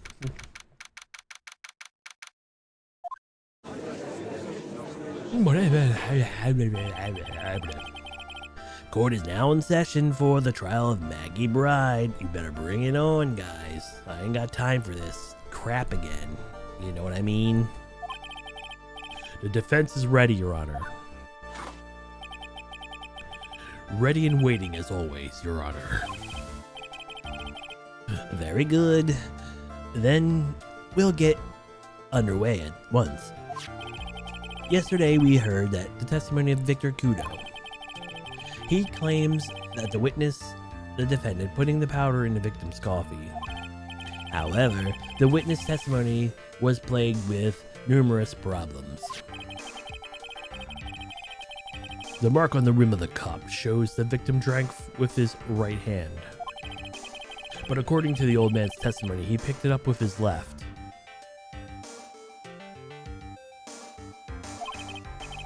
Thank you, Mr. Godot. Furthermore, according to the witness's account, the victim was listening to the radio with an earpiece in his left ear.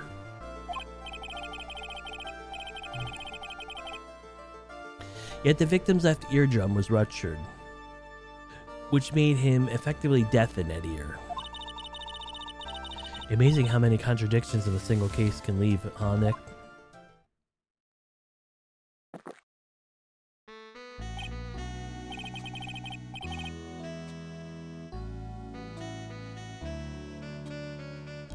Huh. Allow me to enlighten you, Your Honor. The world, you see, it keeps turning, and we must turn with it. You lost me already, Mr. Godot. Don't let the mysteries of yesterday mystify you today.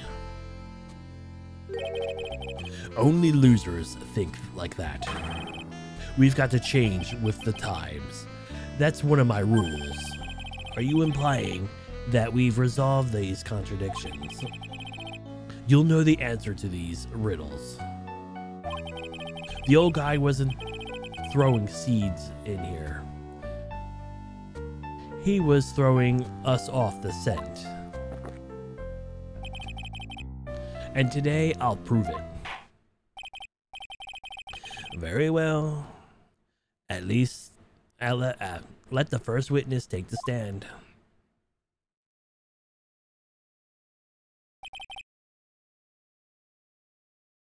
And you are? Bonjour, everyone. I am Jean Anchog, the owner of Head Chef à la Tribulations Restaurant Enchant.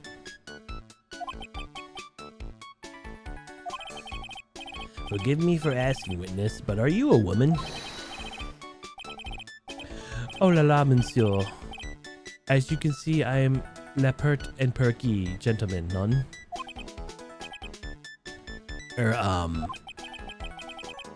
On the day of the incident, you were in Tribulations' kitchen. Isn't that right? With you, monsieur. Everything feels right.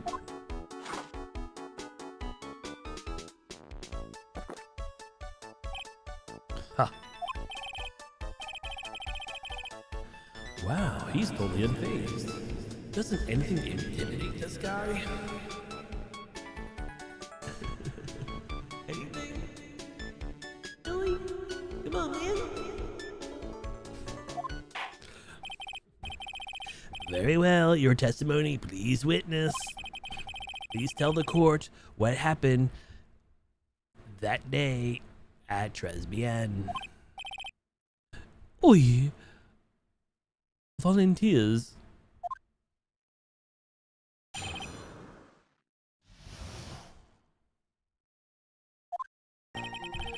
When it all happened, there were just 2 customers in my restaurant. Remember, I was experimenting with some new Art Decos that day. Like having a large mirror between la tables, for example. Oi, perhaps that is what la old man was looking at. La cup, la earpiece, and la glasses is it would been seeing everything in reverse, done.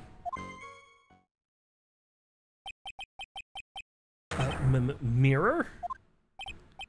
Oi, a grand mirror. La most enormous mirror.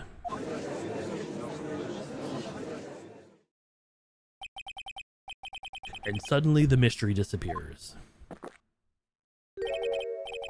Like I said, the world keeps turning, so roll with it. That would explain the coffee cup and the eardrum conundrum. The mirror would have been made everything to appear back to front. What the heck? It's way too early in the morning for this to be happening to me. Now then, Mr. Wright, would you begin your cross-examination?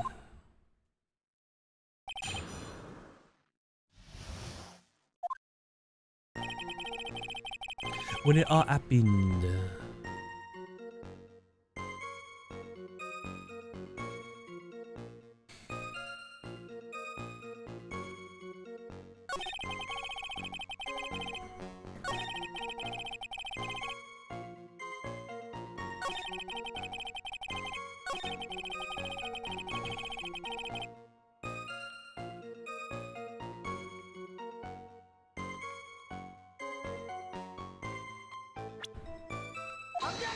shit. Your Honor, this statement contradicts this evidence. It does? Doesn't contradict anything. Huh? Really? Objection denied. The thing to get access is Mr. Wright. Whoops, that didn't go so well. I accidentally hit the button like immediately. Like, oops.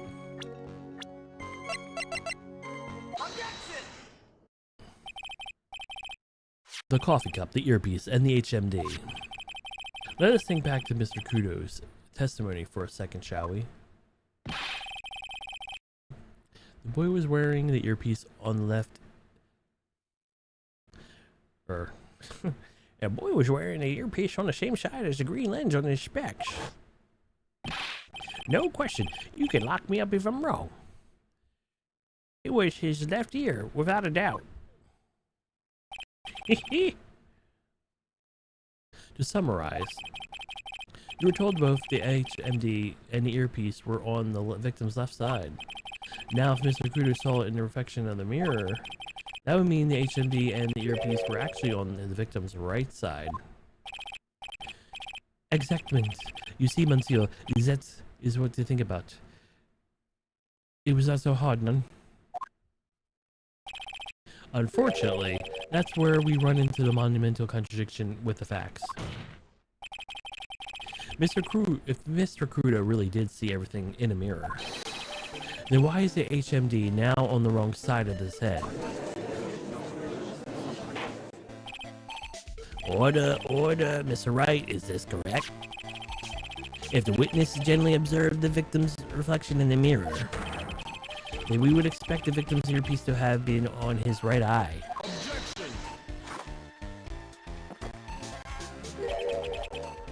How bitter. Trite. You shouldn't have taste of this bitterness. It'll calm you down in no time. Are we talking about your coffee or something completely different? You don't understand the way the witness thinks. How he thinks. You remember this, I presume. I broke the vase. Sorry, apologies. Mr. Kudo's sworn testimony. Exactly. The old man has one very grievous habit, other than throwing his seeds. The more of an impression something makes, the more muddled his mind makes it. And that's the most striking thing about Mr. Elg. Clearly, it's the victim's eyepiece. And that's my point. The old man strikes again.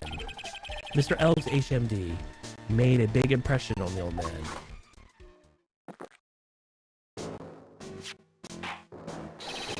I saw the earpiece on those newfangled spectacles he was wearing. Oh yes. This is where both his left ear, do you hear? His left ear. Well, trite. That's the worst, but the best impression of Kudo ever. Wow, I thought he was old CD for a minute there. That's good. Enough. I must agree that yesterday's witness was responsibly rash in much of his testimony. Bad luck, Nick. Looks like the boil of contradiction you fell was just a rash.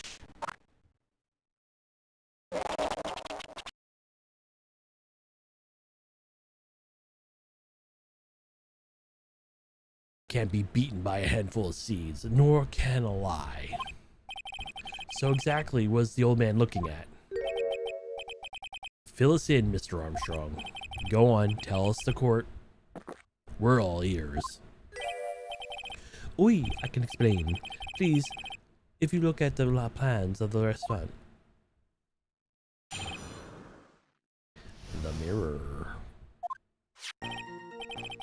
Alors, everything is still sitting comfortably. La mirror is the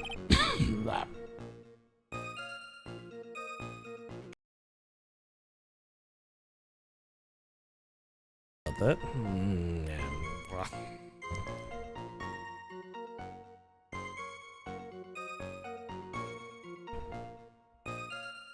La mirror. It was in the middle of the restaurant, dividing the two halves.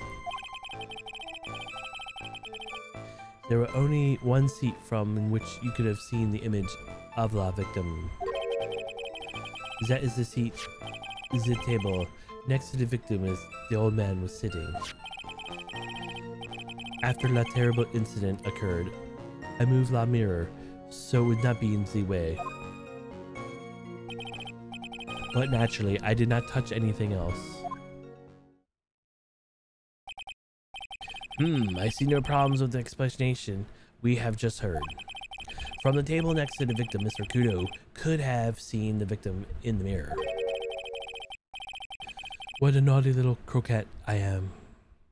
Confusing them men like this. Don't worry about it.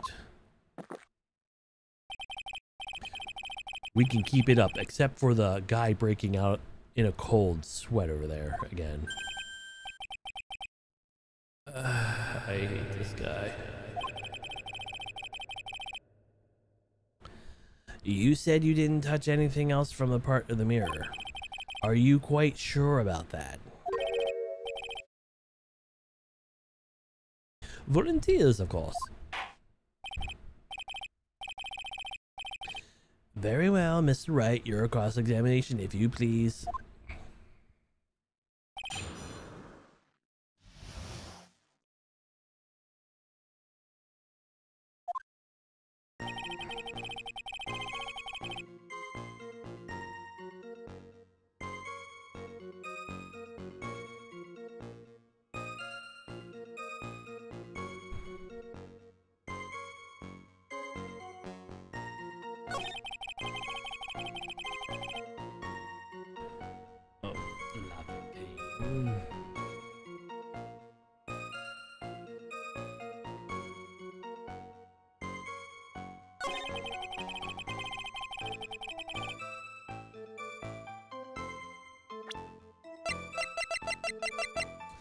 Okay, sir, if you say so. But how about this? This piece of evidence contradicts what with the testimony we have heard, Your Honor. The crime photo?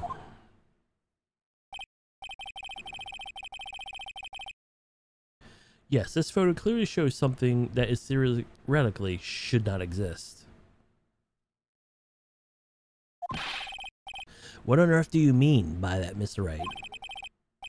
Should not exist. Ha, sounds like you're describing yourself, Trite. Now then, if the defense would please clarify its statement. What is something that should not exist in this photo?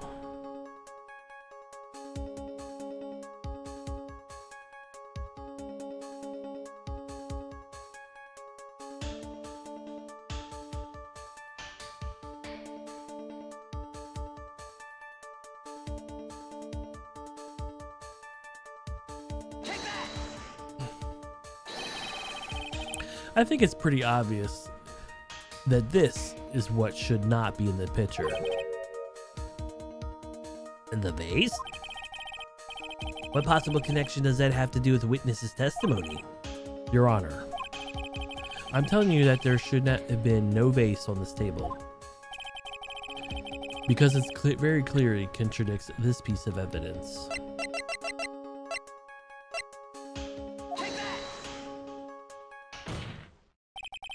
There is one thing that was clearly demonstrates by yesterday's testimony. Mr. Kudo broke that vase on the table where he was sitting. And yet, as the court can see, there is an unbroken vase on the table next to the victim. Why? Because Mr. Kudo was not in fact sitting at the table next to the victim at all. Objection! Don't be an idiot, Trite. That's impossible. The seat's the one and only Kudo could have seen the victim from the reflection from. Exactly. There's only one conclusion I can draw from this contradiction. There was no mirror in Tribulations that day. Your testimony, Mr. Armstrong, is an elaborate lie. Monday! Don't try to confuse the court, Trite. Obviously, the witness cleaned up the vase while the police were taking time getting to the crime scene. Unfortunately, Mr. Godot, that doesn't quite work for me. Mr. Armstrong already testified it to the contrary in his own words. I did not touch anything except the mirror.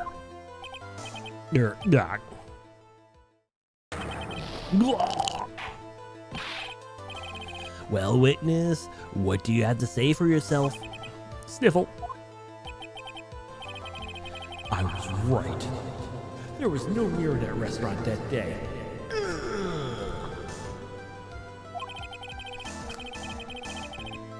In the light of revelation, we return back to the original problem. Why did the victim have an earpiece on his ear which he couldn't hear? Yeah. You only get one shot in life. There's no turning back.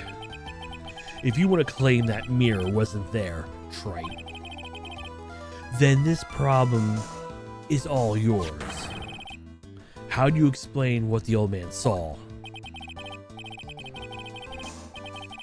If I can answer this, and I'll be that much closer to the truth.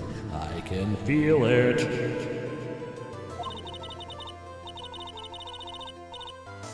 Are you going to be okay? You can really solve this contradiction, Nick. There's more than one. There's more than one just this one contradiction, Maya. What do you mean? Remember what Maggie told us. There was another man at the victim's table. And there was a sample CD on the victim's table. All the files in the face of Mr. Kudo's testimony.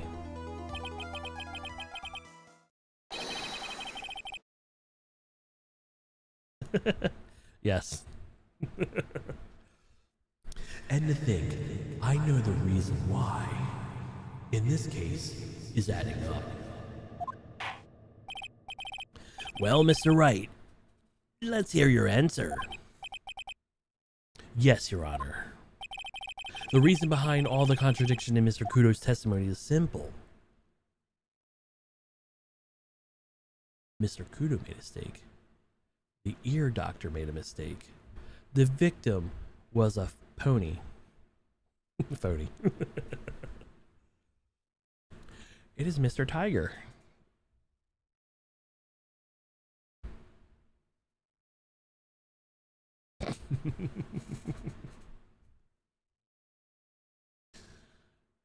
The victim was a big fat phony. This case is riddled with contradictions, yet there is one very simple answer that clears them all. And what is that? The incident Mr. Kudo witnessed and the incident the victim experienced were two completely different events. What?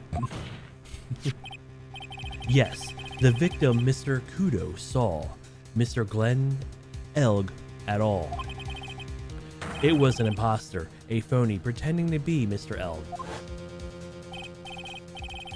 Obviously, unlike the victim, there was nothing wrong with the imposter's left eardrum. That's how he ended up wearing the earpiece in his left ear by mistake.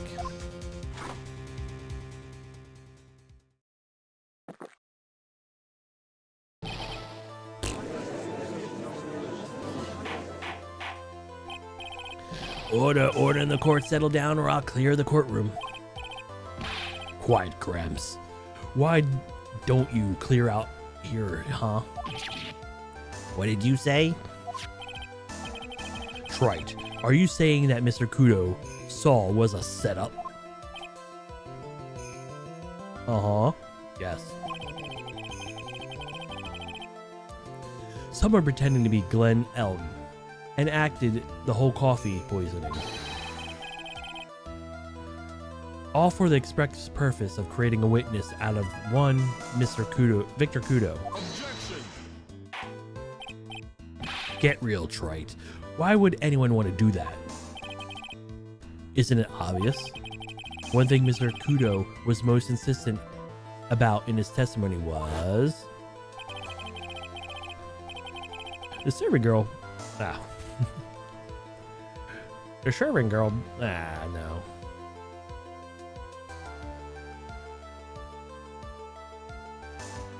The serving girl brought me a Java Chino, but then put something in it.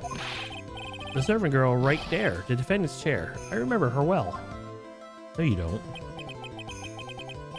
Is it so hard to believe, but there was one and one only one reason to show Mr. Kudo this fake poisoning. To show that Maggie Bride is in the act of the poisoning coffee. Are you insinuating that the waitress in the old man's story was a fake as well? Yes. It's true that there were no other customers in the restaurant at the time, but it's also true that the chef, why is it chief? The chef was there. He would have noticed that what was happening. Not if he was in on it. That's right.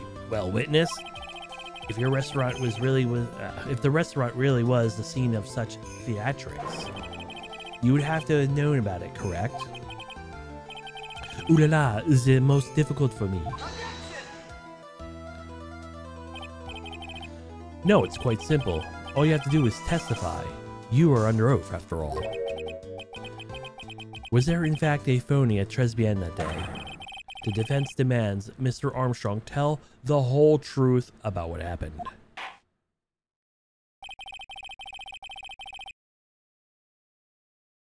The defense request for additional testimony is accepted. You will accurately explain in detail the events of the restaurant that day. Oy, oy.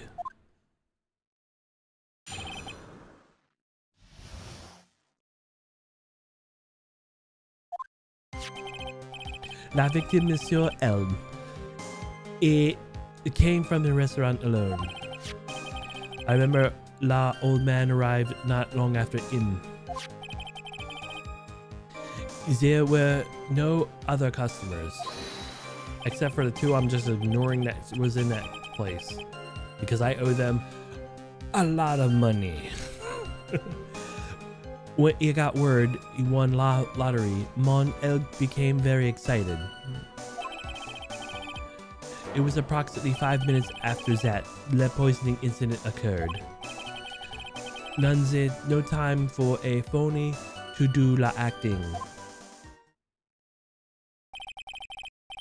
So just we're clear, there was no mirror in that restaurant after all. Je vous demande pardon. Forgive me, Your Honor. I lied because I wanted the mess to be cleared up quickly. You're not supposed to do that, dummy. What you have just done, commit perjury, Mr. Armstrong. Will you decide how to punish you later? Oy. This guy. For now, we will hear your cross-examination, Mr. Wright, if you please. He took that perjury charge a bit too well. But I'm guessing he'll be in more serious trouble after this cross-examination.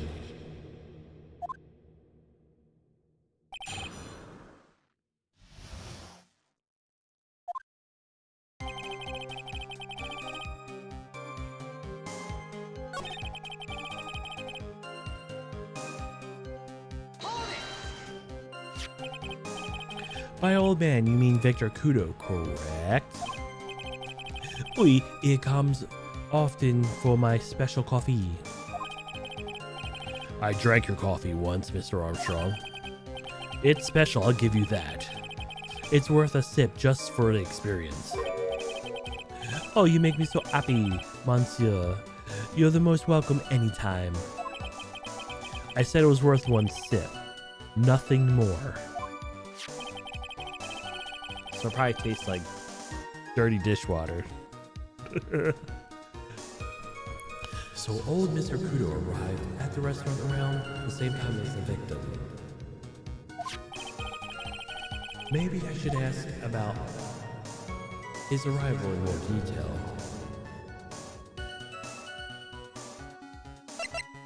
What time was it? Out of curiosity, about what time was it when Mr. Kudo arrived? Oh no, I can't remember, monsieur, because you're lying. I believe you were told by the witness yesterday.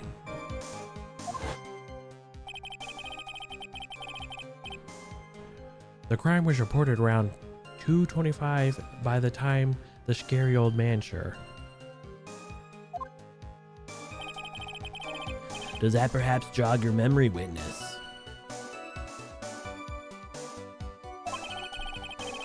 That incident happened about 20 minutes after he arrived. So the victim must have arrived around 2 and 2:10 on?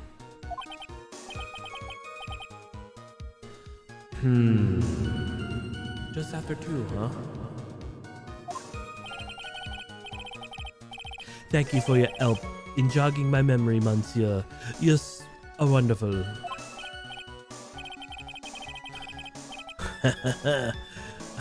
I can't sit here all the time and do nothing now, can I? Time of the day will be added to the witness's testimony. Oui, monsieur judge. Everything I do it for you. Merci bien. That's French, isn't it?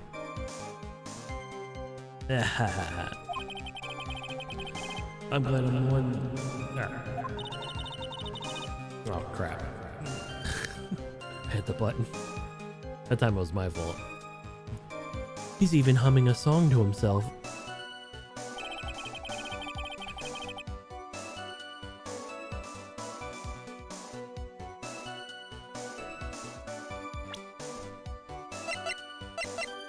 What if I present...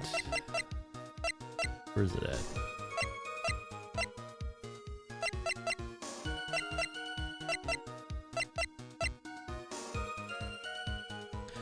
Wait, why is it way back here? Oh well, whatever. I'm afraid I finally got you, Mr. Armstrong. Kukui? I don't know if I don't know French at all, so... What do you mean? At the time in question, the victim was listening to the radio with his earpiece.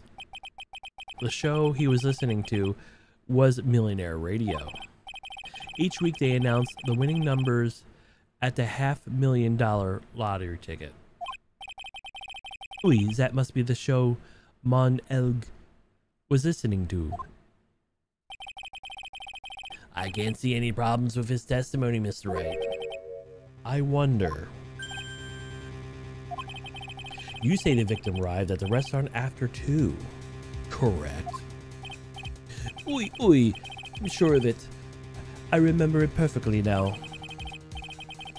I know it's the time because I just finished serving la mensch menu. Get to the point, Trite. If you have one. That show broadcasts live at 1:30 p.m. and it claims to be the most thrilling 10 minutes of your life. It's on the air at 1:30. Now, supposedly the victim made a noise when that was announced. He had won. And yet, I don't believe his cry of joy could have occurred after 2 p.m. because the show already been finished for more than 30 minutes by that point in time. None! This victim had been told about, or this victim we have been told about, has done nothing but the impossible. Listening to the radio with a ruptured eardrum, catching the show after that was already over. There was one conclusion that can draw from these facts. The victim was an imposter, acting the poisoning 30 minutes after the real murder. Yes, there were 2 Glen Elgs in Tribulations that day. The real Glen Elg is now dead, having been poisoned by the real killer. And the phony Glen Elg acting out events for Mr. Kudo's witness. It certainly seems that way. I mean, if it wasn't the case, how could you explain the time discrepancy? Objection. Quite the performance, Trite. You almost are on a roll. But sadly, you lack the rock-hard foundation of rhythm to build your song. What is this? Music Theory 101? Not law? Music? 101? Let's recap according to Imaginative Theory. For now, it's just after 2 p.m. The phony Elg is performing a play for the benefit of Mr. Kudo. How do you explain then the real Glen Egg is? I don't believe I have to spell it out for the court. However, at the time, the real Glen Egg was already dead. That's certainly obvious conclusion. Thank you, Wright. That's exactly what I was hoping you would say. What? Now presume you can prove your theory of yours. Can you explain where the missing corpse went to? The missing corpse? According to the old man's testimony, there was only one other customer in there. That customer was the phony Glen Egg. Then where did the killer hide the body of the real victim? Yarg.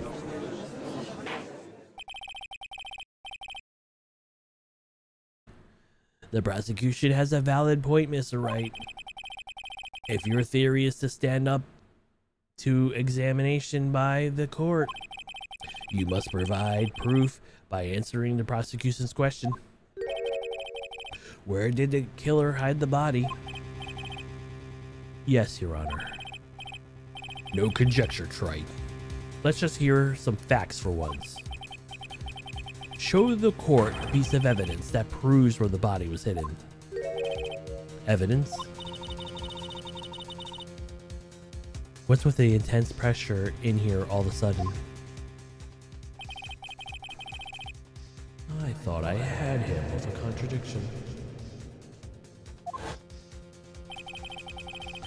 But he's turned it all around back to me in a corner instead. Well, Mr. Wright, the court is now here, the defense's theory and evidence. First, where was the body of the real Glen Egg concealed?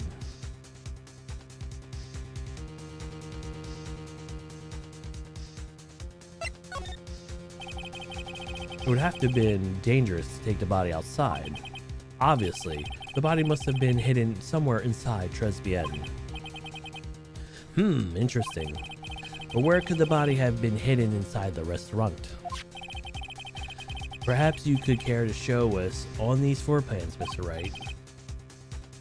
Yes, Your Honor.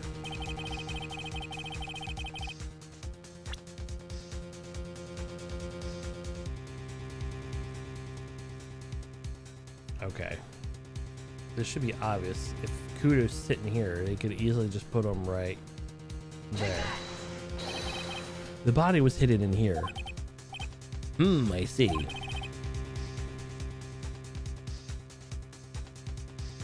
Nice suspicion. But the real question is, can you back it up? Where is the evidence of that proves that the body was hidden in that location? My magnetoma.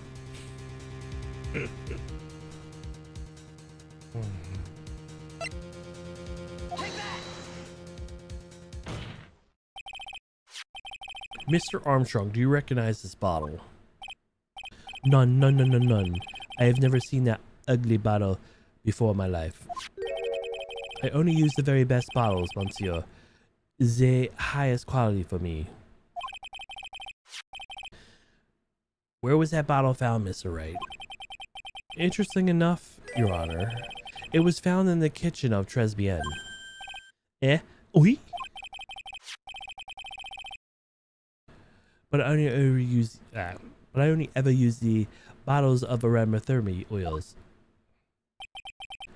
But this bottle doesn't contain aromatherapy oil, Mr. Armstrong. No, it contains a medication. What kind of medication? I'm sure everyone remembers, don't they? That Mr. Elgs visited an orthological... man, I ain't gonna remember that word.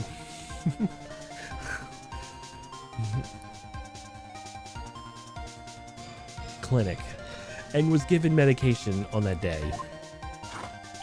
Don't give me science words. I ain't a genius here. You can't be serious. The defense had the contents of the bottle analyzed, and I have the lab results here. The contents of the bottle matched the prescription that was given to Mr. Elg. Mr. Elg's murderer hid the body in the restaurant kitchen at the time which the bottle fell out the victim's pocket. Mr. Armstrong, when the incident occurred, did you say you were in the kitchen? Mon Dieu. Yes, you know what I'm about to say. It was you who hid the victim's body. You did a fine job pretending to defend my client, Maggie Bride, however. You were setting her up to take the fall behind the poor girl's back. None! Order, this is an extraordinary development. Witness, did you murder Mr. Glenelg? Never. I do not do such a horrible thing. No.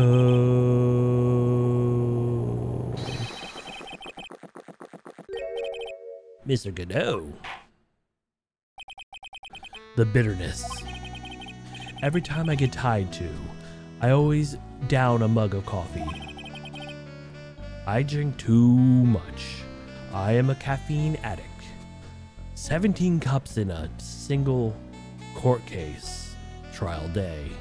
That's a lot of caffeine. That's one of my rules. Do you have the slightest idea how many cups you had by now? Then I like to do the same to the person who lied to me. I like to take them down with an empty cup. Listen up, chef. Now, about a brand new flavor in your ear, my H-deficient friend. Je demand pardon. Please, you must hear me out.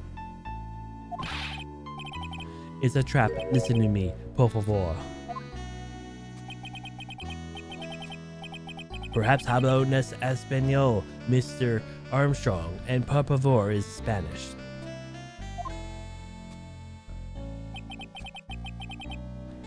I'm going to ask you once. Did you do it? None.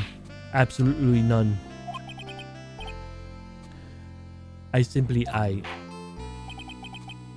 Let's hear it. You've got one shot, right, Gramps? Witness, the court will permit you the chance to make one final statement.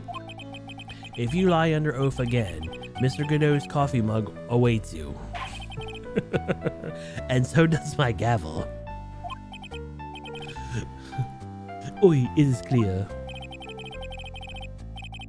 What do they always say in the movies?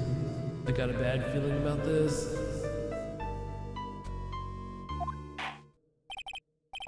Very well. Begin your final testimony, Mr. Armstrong. And stop lying.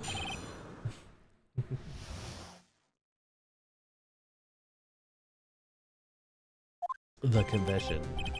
It is true, I hid the body in the kitchen. The man forced me to do it. I had no choice.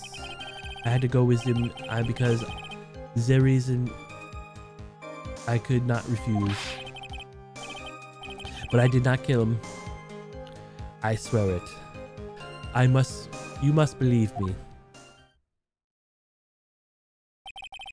You were forced by who? I cannot say, or I'll be erased. Let's try a different question then. When Mr. Elk died, was he really the only person at his table? There was.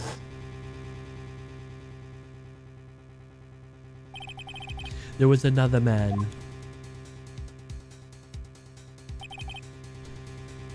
I knew it.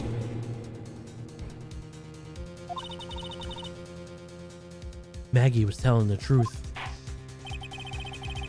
You may cross-examine the witness now, Mr. Wright. There's just one more thing I need to do. I gotta break this guy and make him tell us the name of the real killer. Phoenix, you already know who it is. You already know who it is. You already know. You already know. You already know.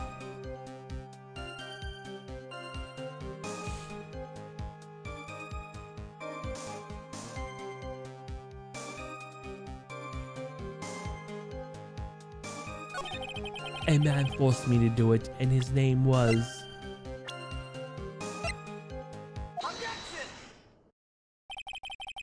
Let me end this dance. Ring around the rosy. Mr. Armstrong.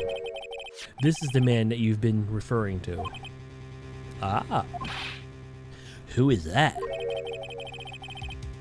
I feel like I've seen him somewhere before. Oh, I don't know, maybe about a month ago in this very courtroom. This man is Furio Tiger.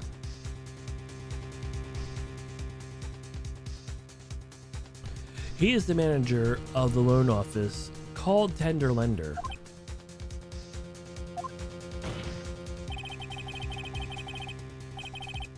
There is no point in trying to hide the truth anymore, Mr. Armstrong. I know you couldn't go against Mr. Tiger, at least not while he had you.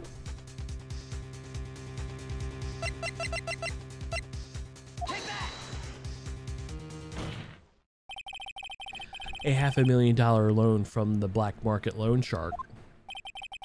And you had no way of paying it back, did you? That's why you were forced to do anything this man told you. Oi, it is as you say, Mr. Armstrong. La Tiger, it told me it was going to use my restaurant for a business rendezvous.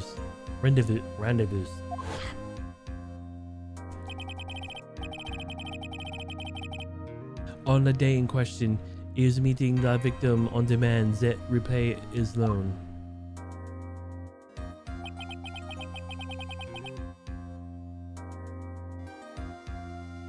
I don't know why it happened like that.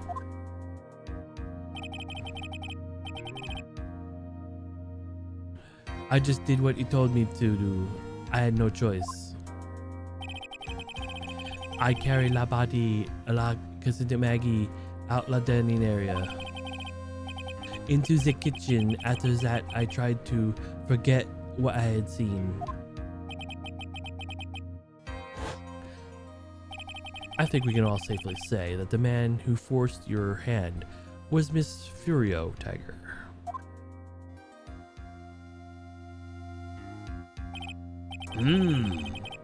I have one further question for you, Mr. Armstrong. The poison and the lottery ticket were found in the defendant's apron pocket. Was that your doing as well? None. I knew nothing about that. Making it look like it was Maggie who had done it. I was not. It's despicable. Mr. Godot. You will summon this Furio Tiger as a witness. I doubt that can be arranged today, so we will adjourn for now. Proceedings will continue tomorrow.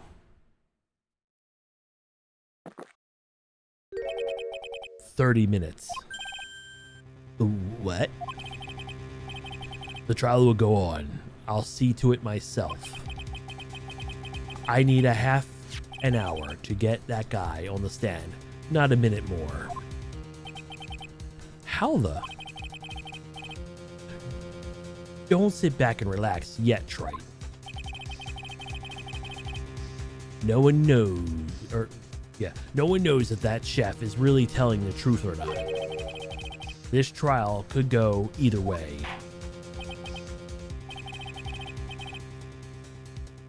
Very well, your request is granted, Mr. Godot.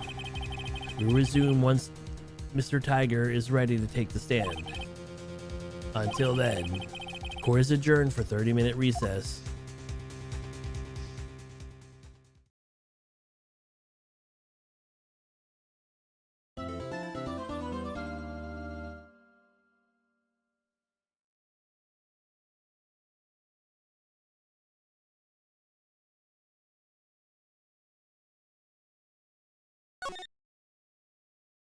I think yeah. I think that's a yeah.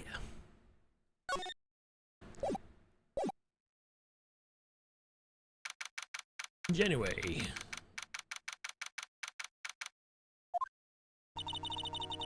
So we're finally going to see the tiger on the stand.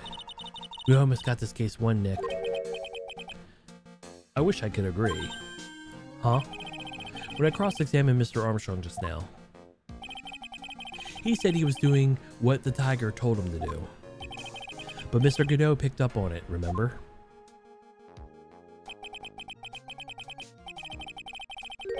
He pointed that out without proof. We don't know what he testified is the truth. You mean, you think Mr. Armstrong was lying? I don't know. But if that's the line the prosecution takes, we could be in trouble. I get the feeling that we don't have the case-making evidence we're going to need. Hey, pal. Detective Gumshoe. What are you so jumpy about, Detective? Your hair's standing on end. Hey, that's a pot calling the kettle black, little Miss Top Knot. It's not a top knot. What is it anyway? Never mind about the hair. Or never mind about the hair. Just calm down, alright? I can't stand when I don't have a job to do. I kind of got wound up. Ah. No kidding. You gotta do something. You needed me to do, pal. Anything. Well, where's Edgeworth? Hey, I'm gonna jog back down to the breeze shape.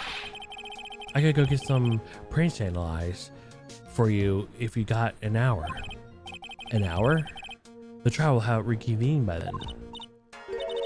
But Nick, we don't have any really decisive piece of evidence, right? True. Without some kind of trump card to pull out of the bag, we're really stuck. You said you could get some fingerprints analysis done in an hour. You bet. In that case, would you mind checking the prints on these for me?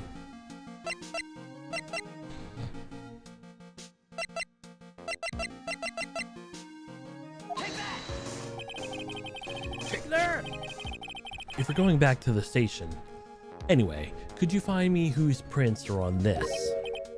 Oh hey, that's the bottle front I gave you back this morning, right? Yeah. I think it's time we solved the last mystery of whose prints on it belong to. Sure thing, pal. Actually, that's been gnawing at me too. Okay, I'll get this stuff off to the lab right away. Just make sure you don't lose the case before I get back.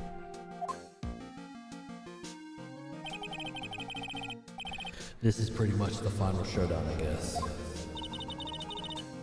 It's time to separate the phonies from the real guys.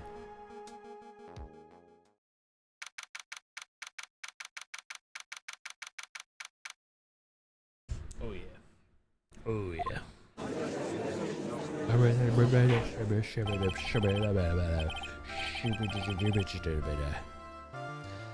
Court will now reconvene for Mr. Godot. Did you find this Furio Tiger?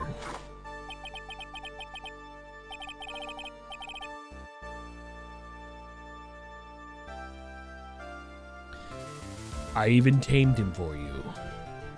It was a 3-cup job, no problem.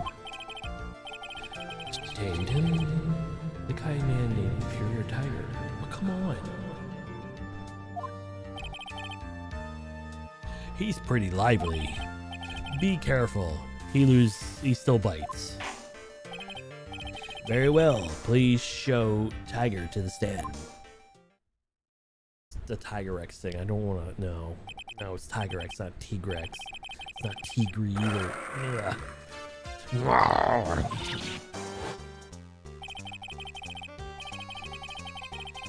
Don't hide under the table, Maya.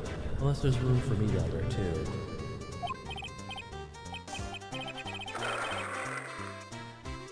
What did you say to me? Nothing. I didn't, none, honest. Who could have guessed that the fear would reduce a bad Brooklyn accent from the judge? I got business to take care of, you hear me? Who the hell called me into this hole? Was it you, Spiky? No, of course not. It was the judge. Your Honor? Oh dear, I seem to drop my pen. Where on earth is it? Don't mind me, just carry on with the proceedings as normal. That's it. We're doomed. Maybe you didn't hear me. I said, who the hell that called me in here? There's no need to shout. We can all hear you. Who's you say? There's no point in struggling. You're caught in a snare. The relentless snare of the law. And I'm the one who hauled you in. Grr. Too cool.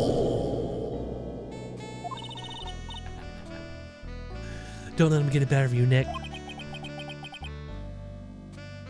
Let's start with the basics. You know about the incident in question, correct? Incident? I don't know nothing about no stinking incident, mass boy. You mean you didn't attend the previous trial, Maggie Bride? Maggie who? I have more important things to do than Dan watch courtroom dramas. Of course, very well, please give your testimony then. But please, tell us about what you did on the day of the murder. Phoenix Wright. Use the one who diss up, don't you? You gonna regret the day you ruffled the tiger's fur. You hear what I'm saying? Maybe I should have brought a diaper with me today. Get a grip, Nick. Don't poop yourself. Or piss. I don't know nothing about no murder. I was tied up with business in December last year. I spent all my time in my office. I got whales lined up to borrow cash from tender lender every single day. Who want to check my alibi? Just ask Valletta.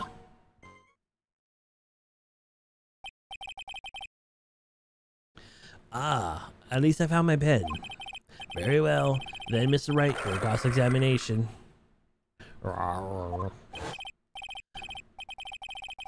What is it, please? Witness, could you refrain from shouting like that?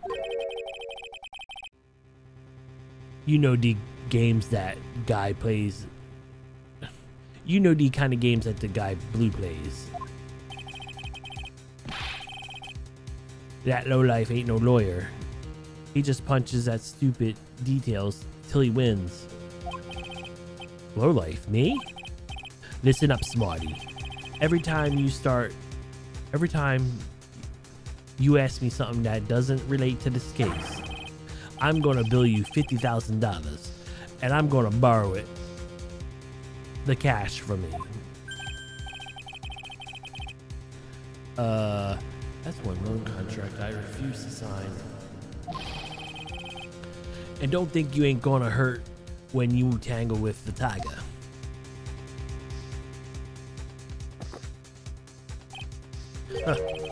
I love a good spectator sport. Just a minute. That's really not. This witness is, how can I put it, hungry tiger roaming the urban jungle. Get on his bad side and he'll bite everyone's head off, yours too. Very well, I have no choice but to impose a penalty system here. You'd better be listening. I said I got business to take care of. Big business. If you don't split now, I ain't gonna catch my bus. The court will impose a penalty for any irrelevant pressing of the witness testimony. Keep that in mind as you begin your cross-examination, Mr. Wright.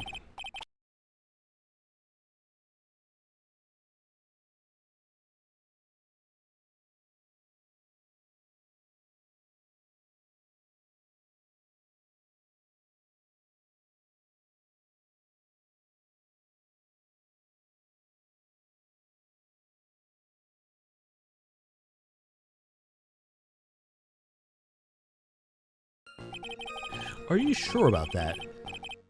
Were you talking about 1 month ago, you know?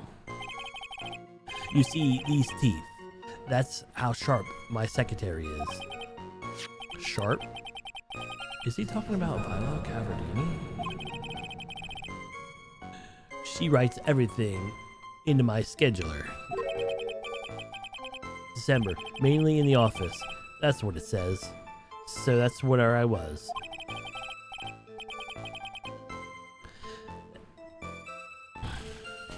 Okay. My schedule, I'm just gonna be there. Okay. That seems like a rather sketchy schedule.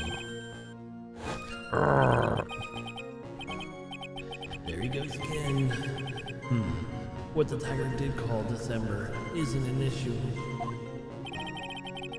What's important is what he was doing on the day of the murder. So what now? Press even harder.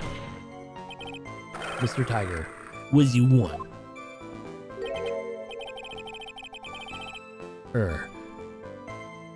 If you wouldn't mind going into a bit more detail.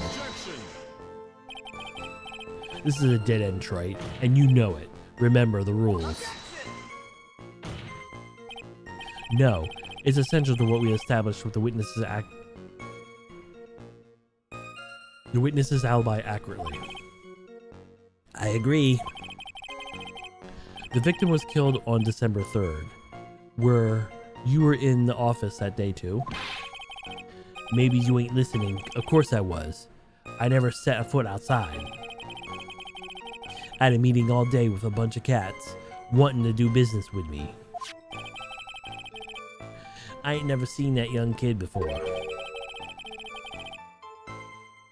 Didn't he have a loan out, maybe? I do believe the witness's last statement was important. Mr. Godot, if you could please. Mr. Tiger. The court asks you to add the last statement to your testimony.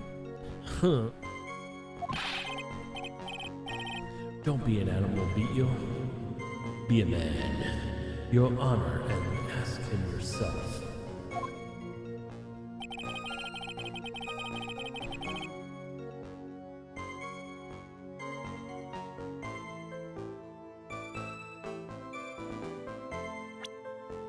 What about this calendar? Meet with the tiger. Mr. Tiger, you claim you didn't know Mr. Glenn Elg, but it appears that Mr. Elg knew you. What? Mr. Elg left a little note on this calendar. Meet with the tiger, and the date, December 3rd. December 3rd? That's the day of the murder. So, Mr. Tiger, I submit to you that you indeed know Mr. Glenn Elg, because on that very day of the incident, you met with him.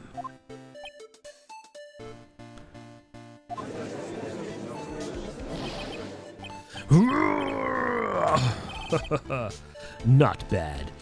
You's actually not bad. Sorry? I was just messing with you. How good you were. Did you hear that, Nick? He said you were not bad. That's one compliment I could do without. Plus he's lying through his teeth. Witness, please remember, you're under oath. Lies will not be tolerated. Who's you calling me a liar? Is that what you're doing? Bro.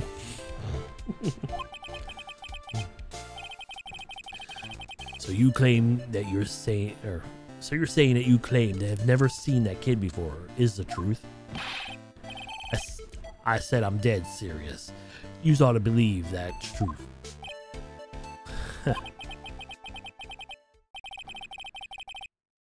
Then I'd say that gives me a time to enjoy another cup of pure black magic.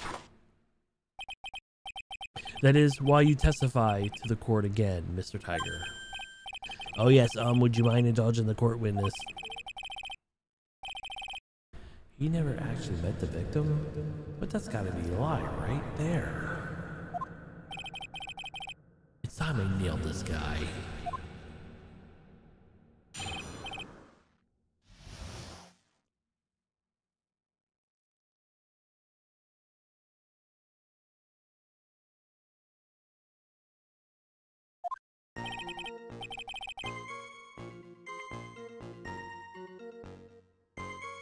I ain't no liar. I never met Glen Elm. There was some lame guy with that name, though, wanted to borrow some cash from me. I set up a meeting with that guy at my office tender lender. I waited around for him, but he ain't never showed. I ain't never been to the Tribulations joint, you hear?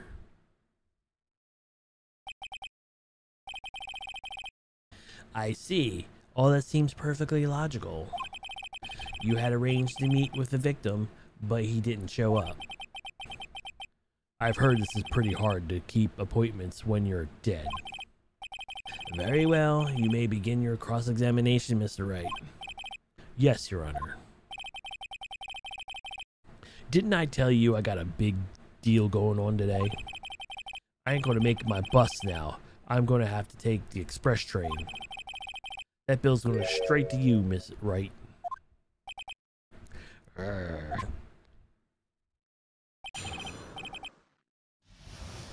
The victim. You ain't going anywhere, mister. You done those.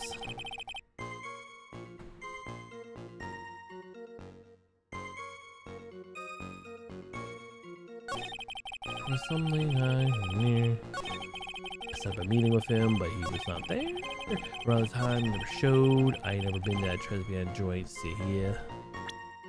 Then whose matches are these? Mr. Tiger, there's something I'd like to tell the court about these matches. Matches? What are you talking about? We found them in your office at Tenderlender.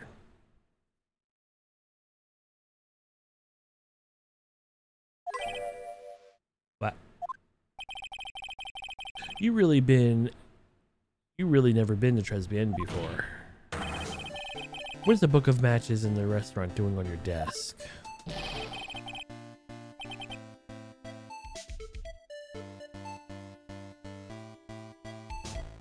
You've been snooping around my stuff too, wise guy.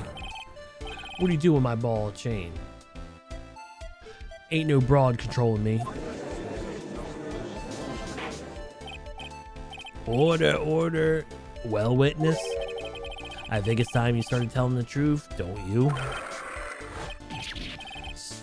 Sorry, I'm terribly sorry, forgive me. I ain't no pussycat. I don't back down on what I said. But okay. It was at the joint that day. What? But listen, good, alright. I might have been there, but I never met that kid. Well, well. Looks like an order just came in for another testimony. I'm getting close to prove it, or I'm getting close to proving it was him. He did meet Glen Elm that day. And he did put the poison in his coffee.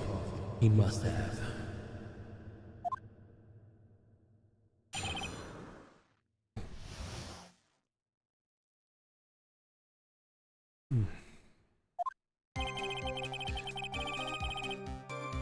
I was supposed to meet with the kid in the restaurant that afternoon. And when I opened the door to the joint, I saw one ugly scene. The guy was laid over the table, stiff as concrete. And I figured that place was hot already, so it wasn't going to be, so I split. I head to the cops' sirens on my way out. I went straight back to my office.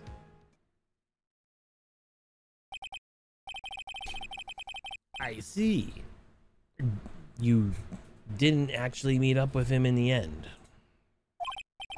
Well, Mr. Wright, your cross-examination, please. Yes, Your Honor.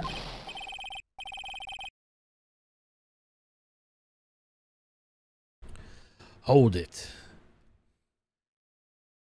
If I wait around here any longer, I ain't gonna make the normal express. No more stupid questions. Huh. No problem. Anytime Trite presses on something irrelevant, I'll see that he pays the penalty. Mr. Godot, that's my job. Your job is to slam that little hammer of yours and call a guilty verdict. So do it. Yes, sir. The special express train ain't cheap, right? Just so you know, since you're paying. Oh man, doesn't the rule of law mean anything around here?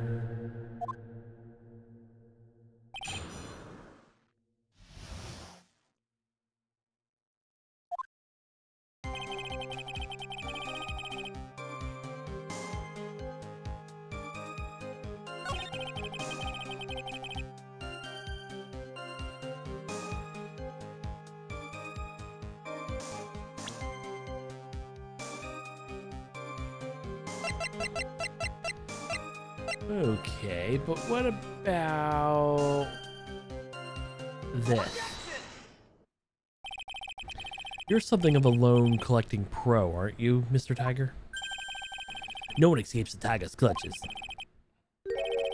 Well, I'm something of a lie detecting pro. And no one escapes the Phoenix's clutches. I think it's time we got something straight. What is this, Trite? A new line of irrelevant questioning? These are the floor plans of the crime scene. You can't see it from the door.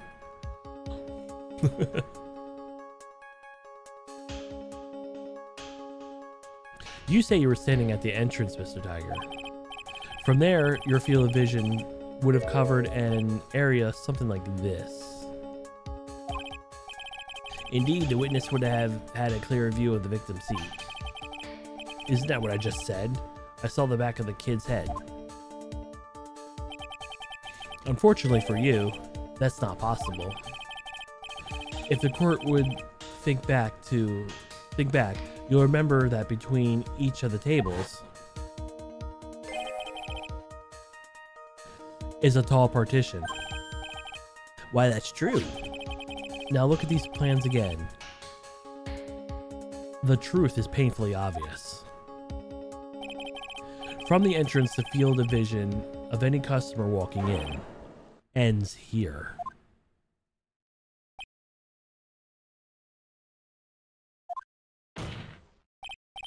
So, from the entrance of Tribulations, you couldn't have seen the victim's seat, but you did see the victim that day because you met with him. Objection!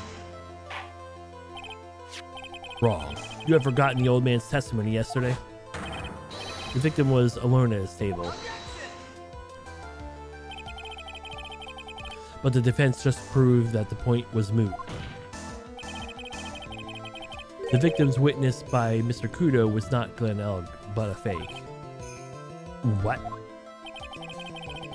In order to have Mr. Kudo falsely testify, the real killer posed as the victim he had just killed and acted out a charade. That will do.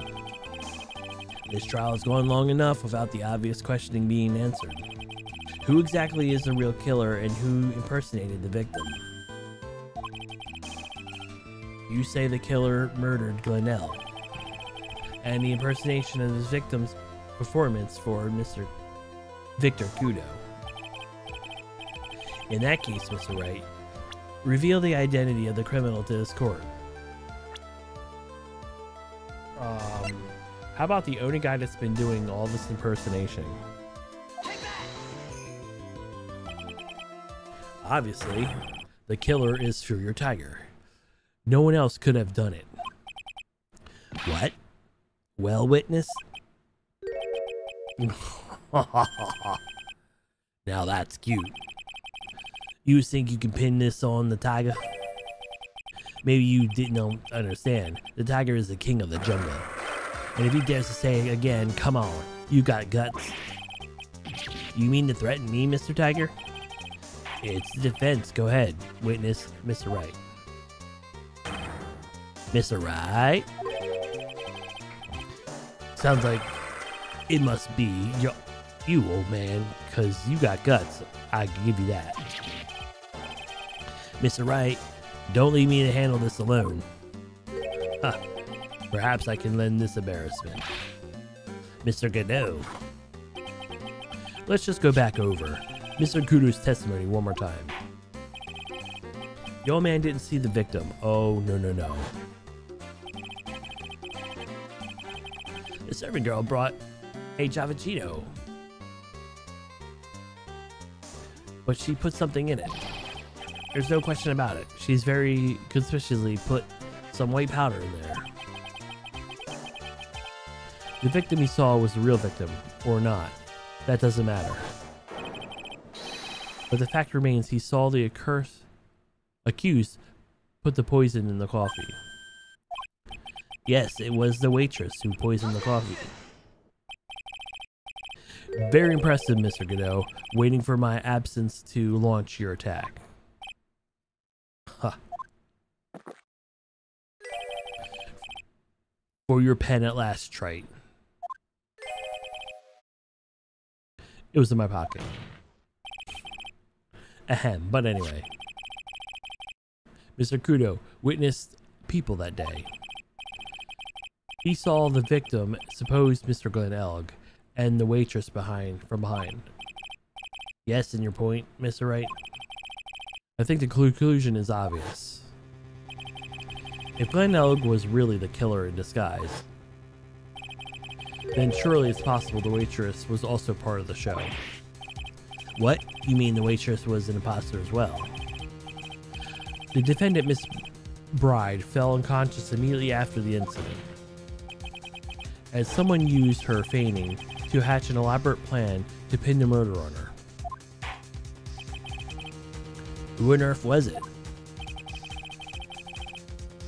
Who was this waitress that Mr. Kudo witnessed?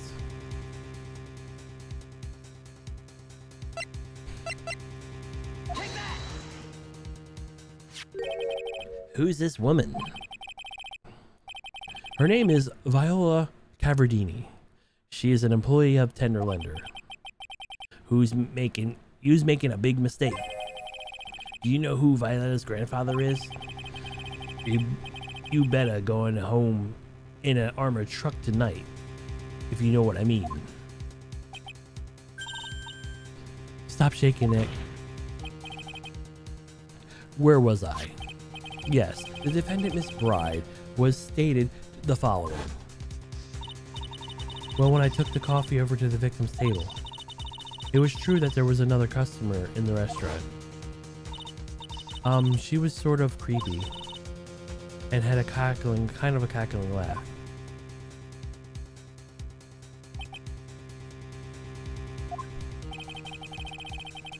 There's just too many contradictions in this case.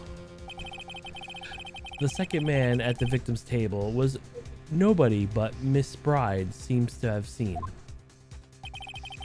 The earpiece worn by the victim in his left ear when the eardrum was ruptured.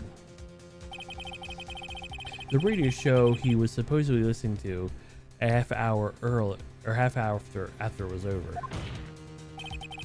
There is only one logical explanation that clears up all these contradictions. The whole incident took place twice, once for real and once for show. And Mr. Furious Tiger, the only person who could have committed the crime. is you.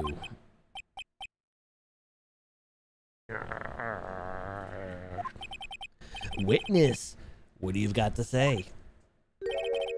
That's cute. Sorry. You's alright? I could do with this guy like around you. What do you mean? Okay, I'm on this game. I'm gonna have to charter a jet just to get me to my meeting now, but I'm gonna give yous one more thing to think about before I go. Something to think about? Yous got it all wrapped up nice, huh, right? You missed one real important thing. But what can that be? I was in the joint that day, and I met that kid too. But I couldn't have poisoned him, you see her? What? Do you really expect us to believe you now, Mr. Dagger? What a troublemaker. Troublemaker. Looks like we're going to need another one for the road.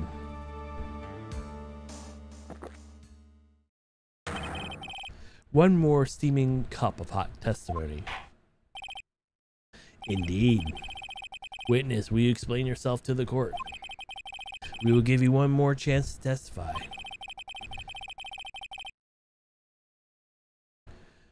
What happened that day at Tribulations between yourself and the victim?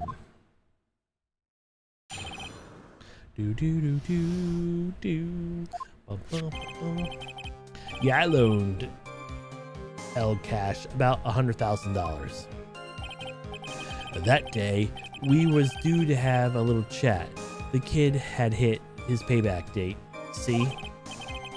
So anyway, he tells me he's got no way to pay up. About to flatten the guy, he starts screaming. Yes, I won $500,000. You got lucky. You know, real lucky.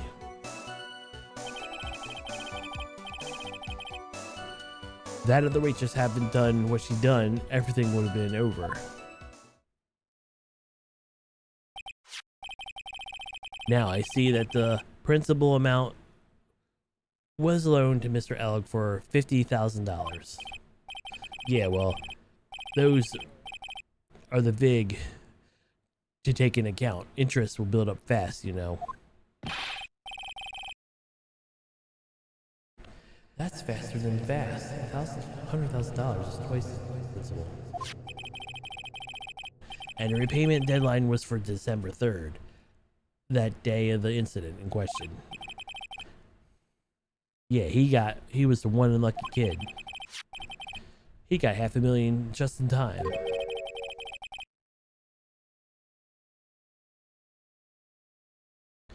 So I have no reason to kill the kid. And if I ain't got no motive, I ain't got no case.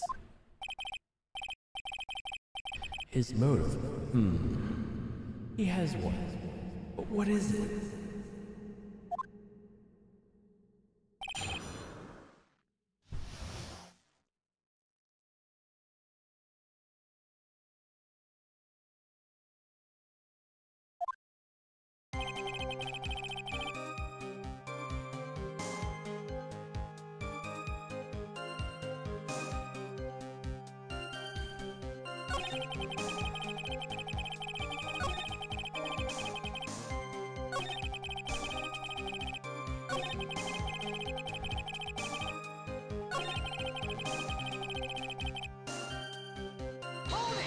Hold it!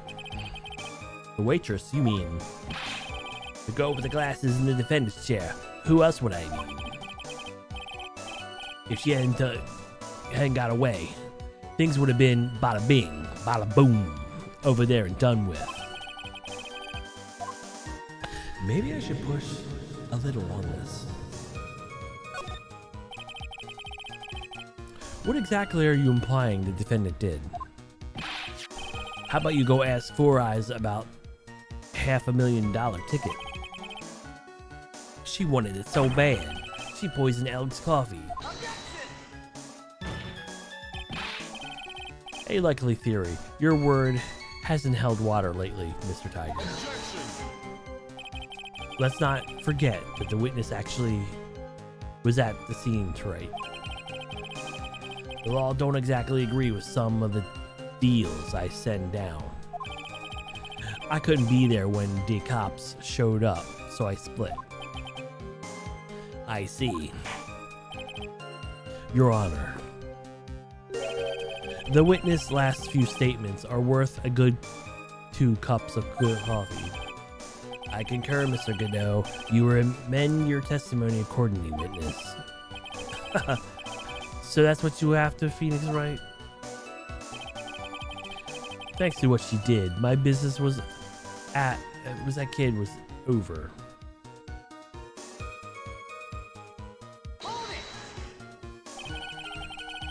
The Tiger's trying to pin the crime on Maggie. If I ask him about what he saw, he's only going to damage our case. What else do you mean things that could have been over and done with? Are you serious after all? Are you all there or what? I'm talking about the cash. I was there to get my $100,000 back. And that's all. I'm a businessman. It was all coming together before that waitress got in the way. As far as I can tell, the witness's testimony, other than recuperating his loan, Mr. Tiger had no motive for killing the victim. Well, Mr. Wright, are you happy with this testimony? Or would you like it amended?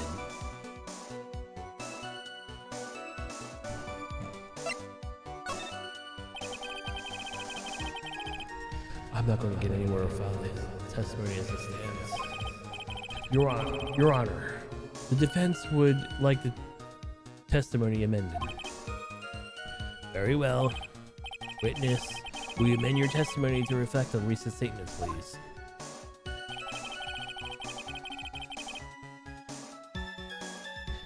I was after the 100,000. I didn't have no reason to kill the guy. How about a virus? So you just intended to get the $100,000 back from Galago owed you, correct? I loaned a guy the cash, so that's my right. Unfortunately for Mr. Elg, I don't believe the $100,000 is what you're really after. Objection. What are you getting at, Troy? What else would a money lender be after another than money? Oh, the money lendering was after the money, but the money is totally a different league. The kind of money that would a single disc like this would fetch. What's that? A computer virus, Your Honor. A virus called MC Bomber. A computer virus? What does one of those do? A computer virus is a program that wreaks havoc on the outside of the computer. The computer? What does one of these do? I guess the beard isn't the only part of his honor that is from the Stone Age. Damn, that's mean. I'll explain it to you later, Your Honor. Right now, this is an important point. The virus like MC Bomber would fetch several $1 million on the black market. Several $1 million? The lending money with no hope of seeing even a repayment would normally be bad for business. But in this case, they never let the fact that Glenn Elg had no way to repay the money is crucial. What? Glenn Elg was a programmer, highly skilled programmer. That skill was a collateral Mr. Elg put up in order to borrow the money. Objection. You're trying to suggest that the witness's motive was to get a hold of that program. Exactly.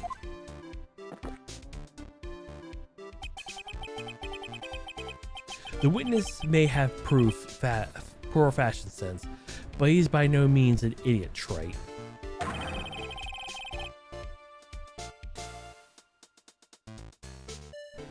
A man like him could get his hands on $1 million without resorting to murder. Maybe. Maybe not. Of course he could, provided that he had time. But what if he needed the money right then? When the pressure's on, the luxury of choice tends to disappear. It seems you have a logical conclusion up for this theory, Mr. Wright. Would you care to share it with us? Why did Mr. Tiger need money to tune of $1 million?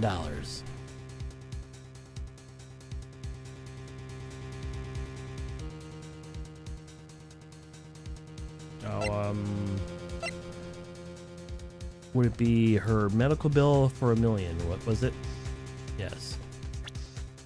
Oh.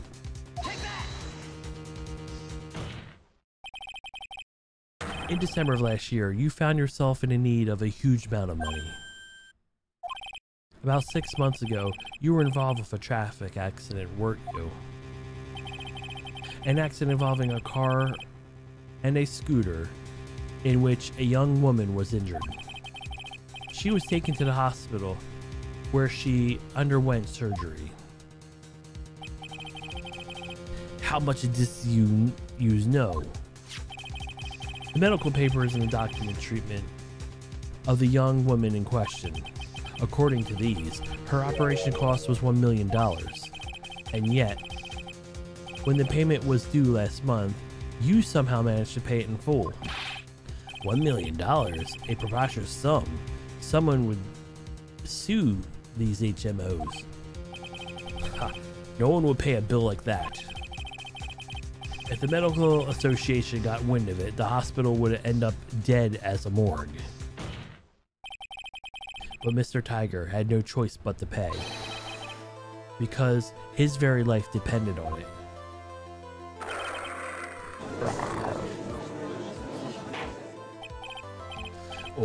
Order, you say his life depended on it, Mr. Wright. Indeed it did, simply because the injured woman was none other than Viola Cavardini.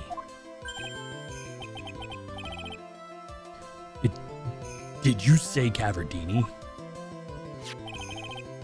Bruto Cavardini, mob boss in charge of all underworld activities in the city, and doting grandfather of his precious Violetta, also known as Viola Cavardini.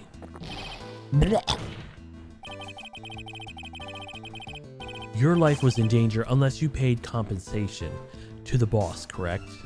It makes sense. You were desperate to acquire $1 million Bruto Cavardini demanded of you. So desperate, in fact, that you decided to sacrifice Glenn Elg's life to pay your debt.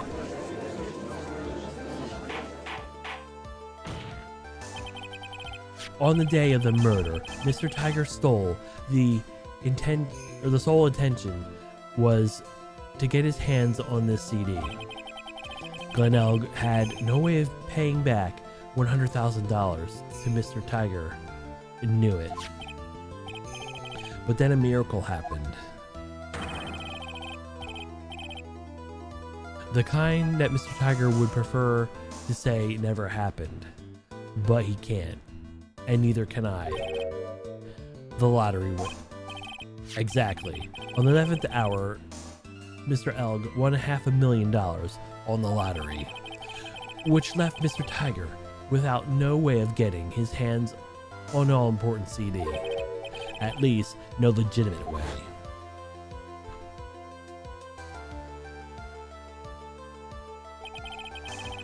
So he resorted to illegitimate means.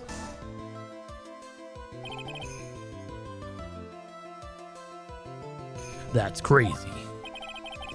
The murdered Glenn Elg and then made his next move to frame Maggie Bride for the crime.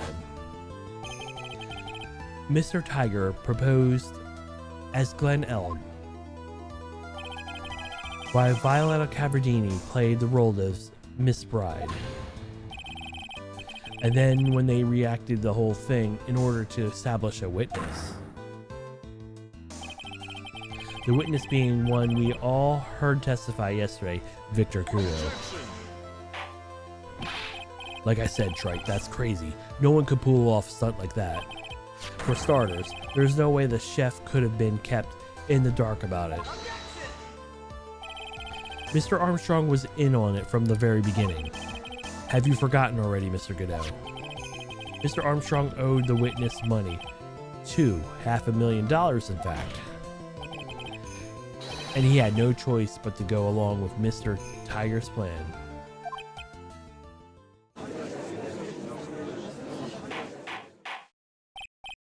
Order, order, silence.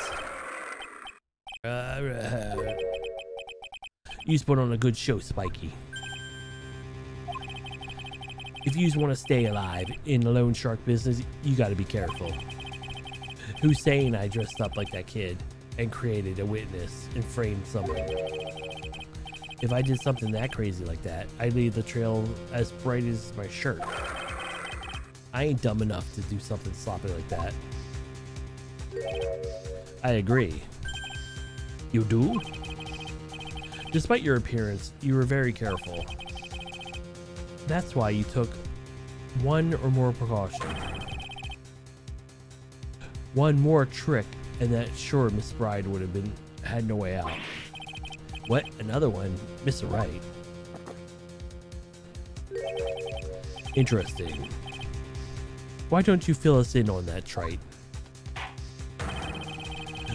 What was this trick you say, Mr. Tiger, performed to frame the accused?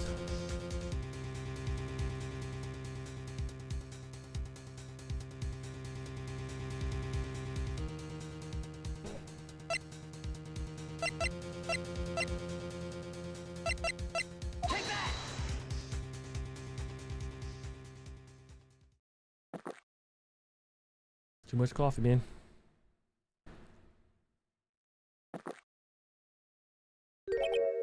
And what relevance of that, Trite?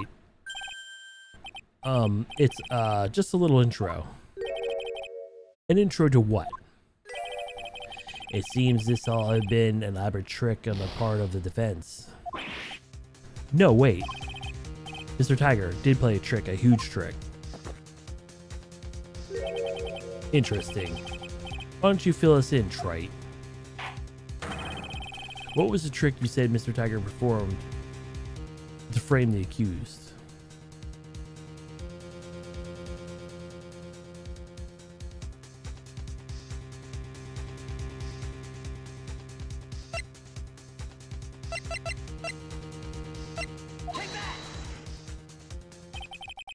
What on earth is that?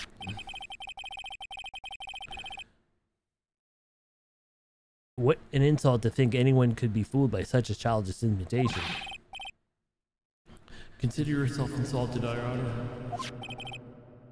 Mr. Tiger, you just posed as the victim on the day in question. A month ago, in this very court, you posed as me. What? That's the truth? But the witness looks nothing like you, Mr. Wright. Although, now that I think about it, it was you, wasn't it? No doubt it was you, standing right in here, the very courtroom, a mere month ago. The Phoenix Wright who put up the most disreputable, shabby defense I've ever seen.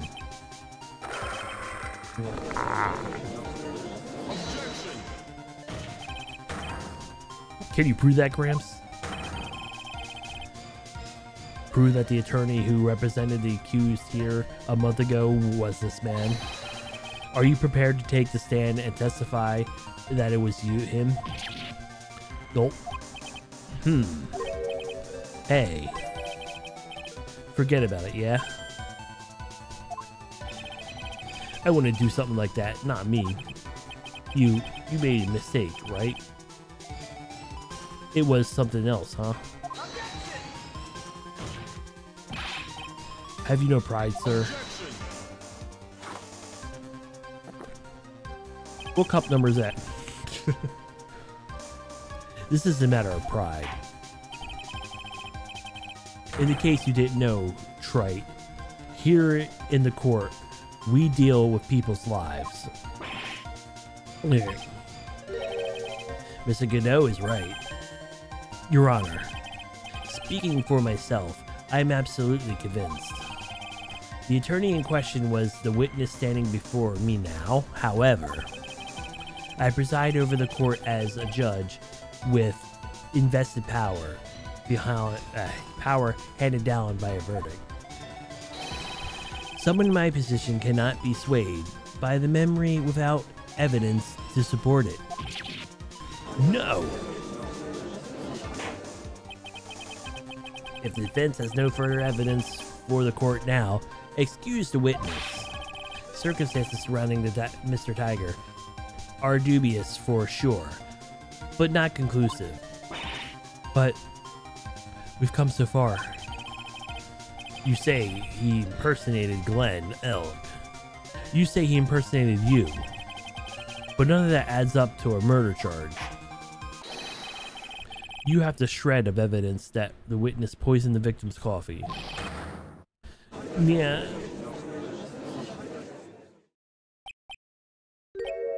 Ha.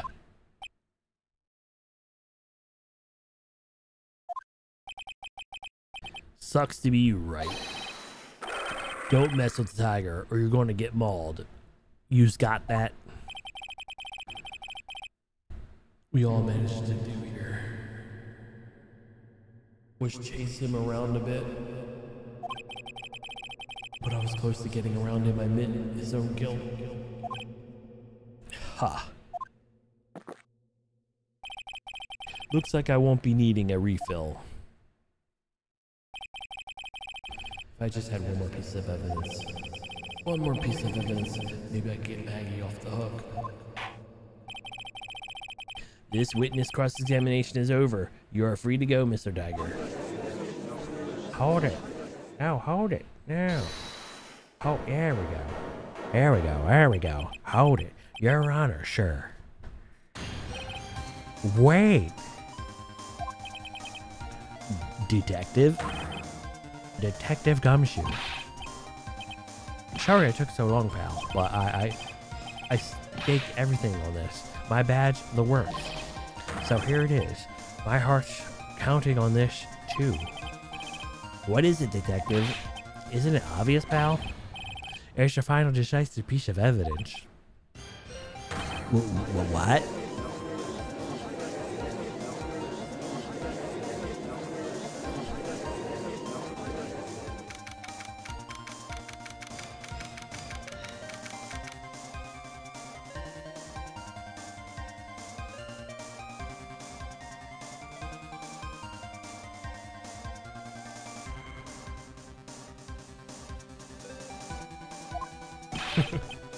Sorry it took so long, pal, but I finally got the results from the lab.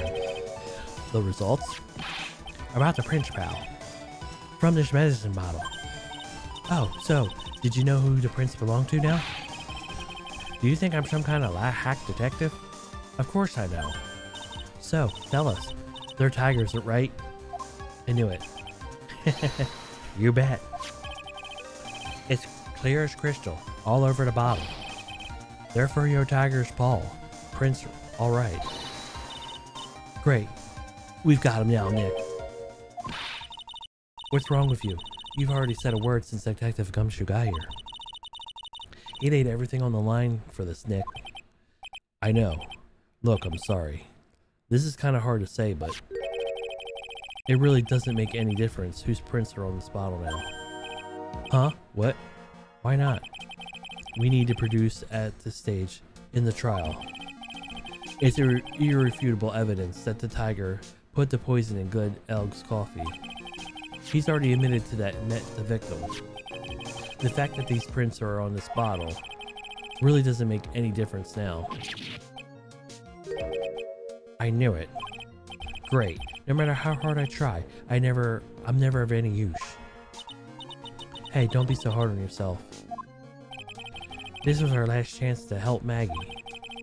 And I've been working on some useless piece of evidence the whole time. Alright, I'm a real loser. It's not breaking news to me, pal. Detective Gumshoe? Maggie? You've been working on something for me? Duh. I'm sorry I let you down, Maggie. I know you didn't do it. And I'm a detective.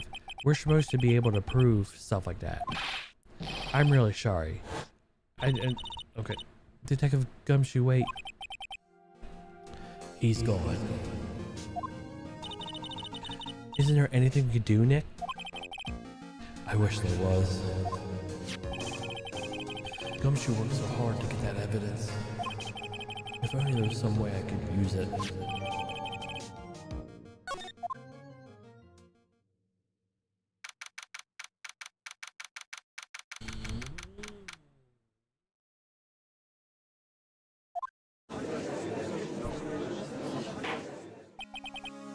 Mr. Wright. Yes, Your Honor. I granted you a recess so you could prepare this decisive evidence you discovered. Yes. Don't keep us all in suspense, Trite. Show us. Naturally. We can all assume it's evidence that will actually stand up in court, can't we? Think, Phoenix. Don't let Gumshoe's hard work go to waste. How much more of my time are you going to waste? I ain't been to no court before. But used lawyers know how to blow things out of proportion. No doubt, given the nature of the evidence, it will speak for itself. Nevertheless, you want to talk us through it, Mr. Wright?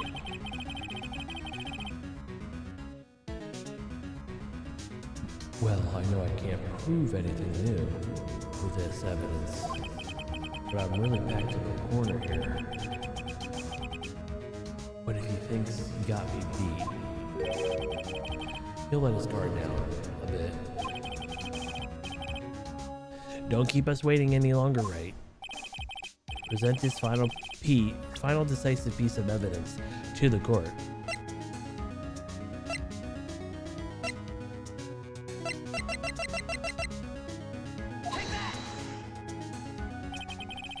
This is the defense's final piece of evidence. Isn't that the victim's? Your Honor. Naturally, the court is already unaware of its contents of this bottle. However, interesting new information has come to light. We have clearly identified some fingerprints on it. Fingerprints belonging to you, Mr. Tiger. What?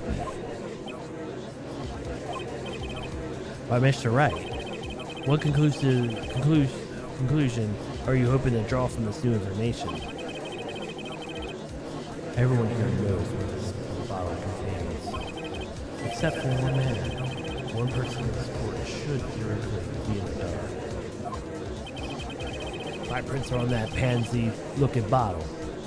Is that what you're saying? Well, what's the hell in it anyway? If only trial, if only lawyer, and if only clues. Everything in this case is about a bit of phony. Seems like the perfect excuse for some phony evidence. Mr. Tiger, this is a decisive piece of evidence that will prove your guilt. Why? Because it contains potassium cyanide. This bottle contains potassium cyanide. Potassium cyanide?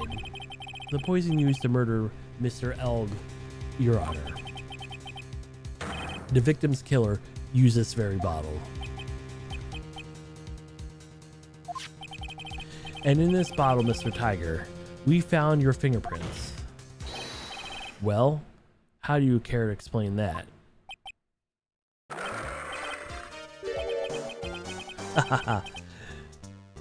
You'd make a good clown, you know that? What? You ain't never gonna get it to stick. Just to make your nose laugh. You laugh now. You think it's cheap bluff like that gonna fool a tiger? A bluff? You can see straight through you, Phoenix Wright. You ain't the bottle with the cyanide in it.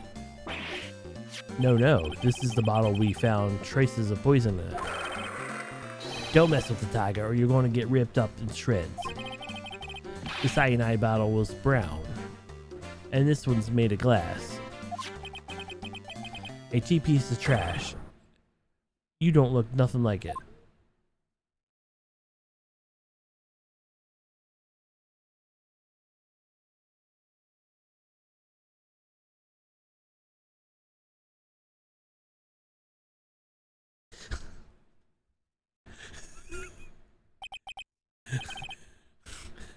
Got him at last. What? Why is everyone so gone quiet? I said that bottle. This bottle you're referring to. Yeah, that's it. That's the bottle with the cyanide was in. But yous ain't gonna find my prints on that bottle. Don't be cozy looking suit fool, you people. That lawyer's just playing games. Tell him, Mr. Prosecutor. Tell that guy where to go. You still haven't figured it out. Don't you realize what you just said? What I just said? What did I just say? You were summoned to this court for the first time earlier today. You really had nothing to do with the murder. You shouldn't have known that the little details. For instance, you shouldn't have known that what was in kind of bottle the potassium cyanide was in. Grr. But just now you slipped up in front of every single person in this courtroom. You described that exact bottle used by the killer to hold the poison. Yous don't know who's messing with. I'm the tiger. I control millions of dollars on the black market.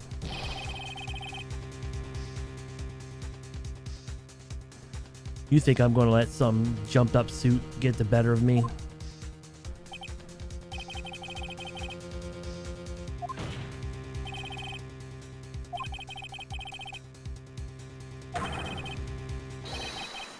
Oops, I pressed. It was all played out by you, the biggest phony of all.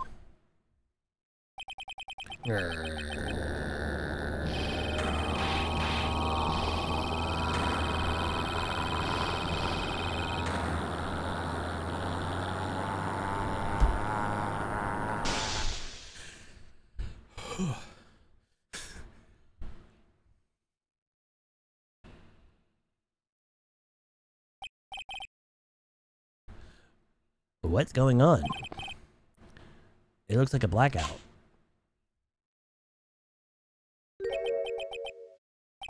Well done, Wright.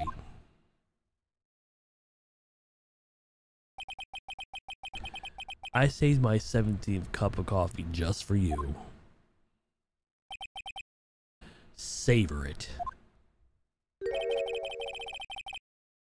While you watch the police restrain your prey.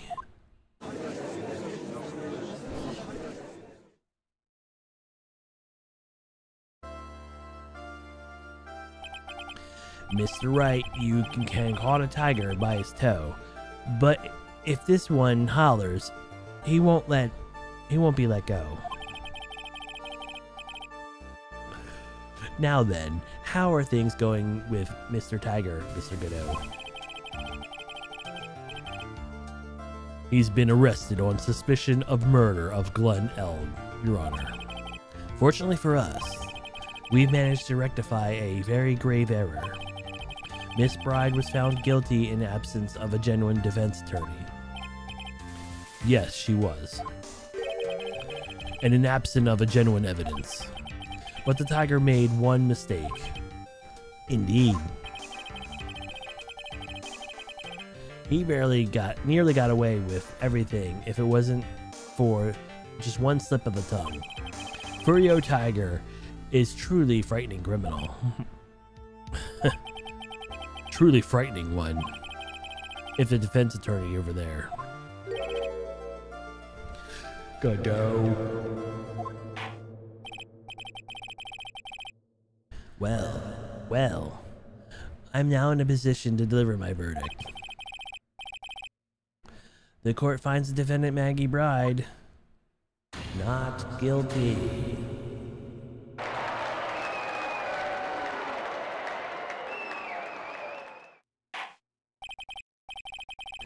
That is all. The court is adjourned.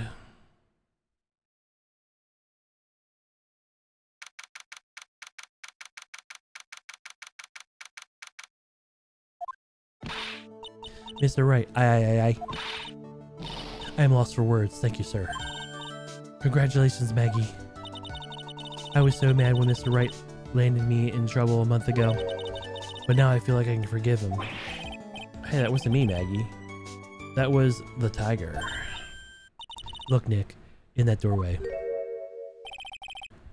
Detective Gumshoe. Oh, I guess I'll be... Oh, okay. Wait.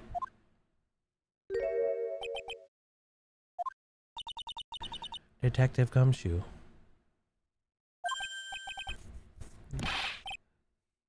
Oh yeah, congratulations, Maggie. Thanks. Can I go now? I knew you were innocent all along. Why didn't you say that in your testimony then? Huh? Oh, well, I wish... Well, I guess I'll be heading off then. See you around. Wait up, detective. He just ran off. Maggie, why are you being so hard on him? He busted his butt for you. Thanks to him, we got the medication bottle. That wasn't any use. But only because Mr. Wright used it so cleverly. Detective Gumshoe was just running around in circles. Poor guy. Looks like she still isn't ready to forgive him. Can't you put in a good word for him, Nick? Yeah, Maya's right. I should help out Gumshoe out. It's clear he needs it.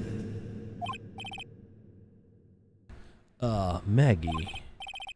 You know Detective Gumshoe's really been worried about you through all of this. I wanted to believe that, sir. But on the first day of the trial, he practically gave the judge a free pass to lock me up. He didn't have any choice, Maggie. He's a detective.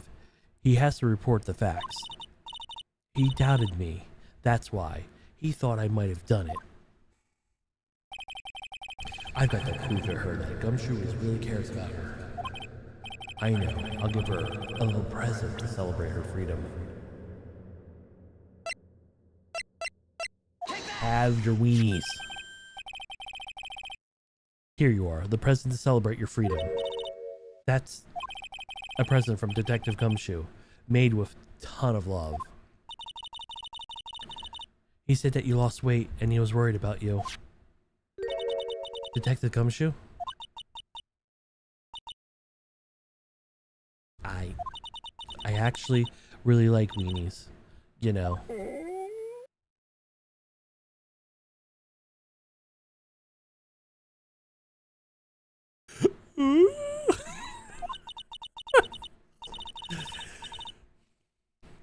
Did you guys hear that? I'm pretty hungry myself, you know. Yeah, the trial dragged on a little bit today, didn't it? Is it okay if I eat this now? Yes.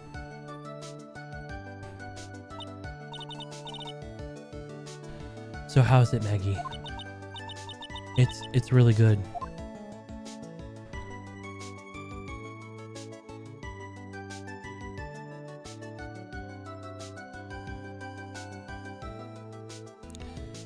The false allegations surrounding Maggie have all been cleared up.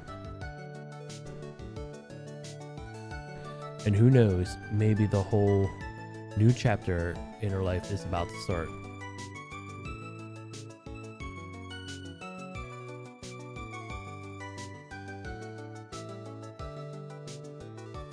Recipe for a turnabout. The end.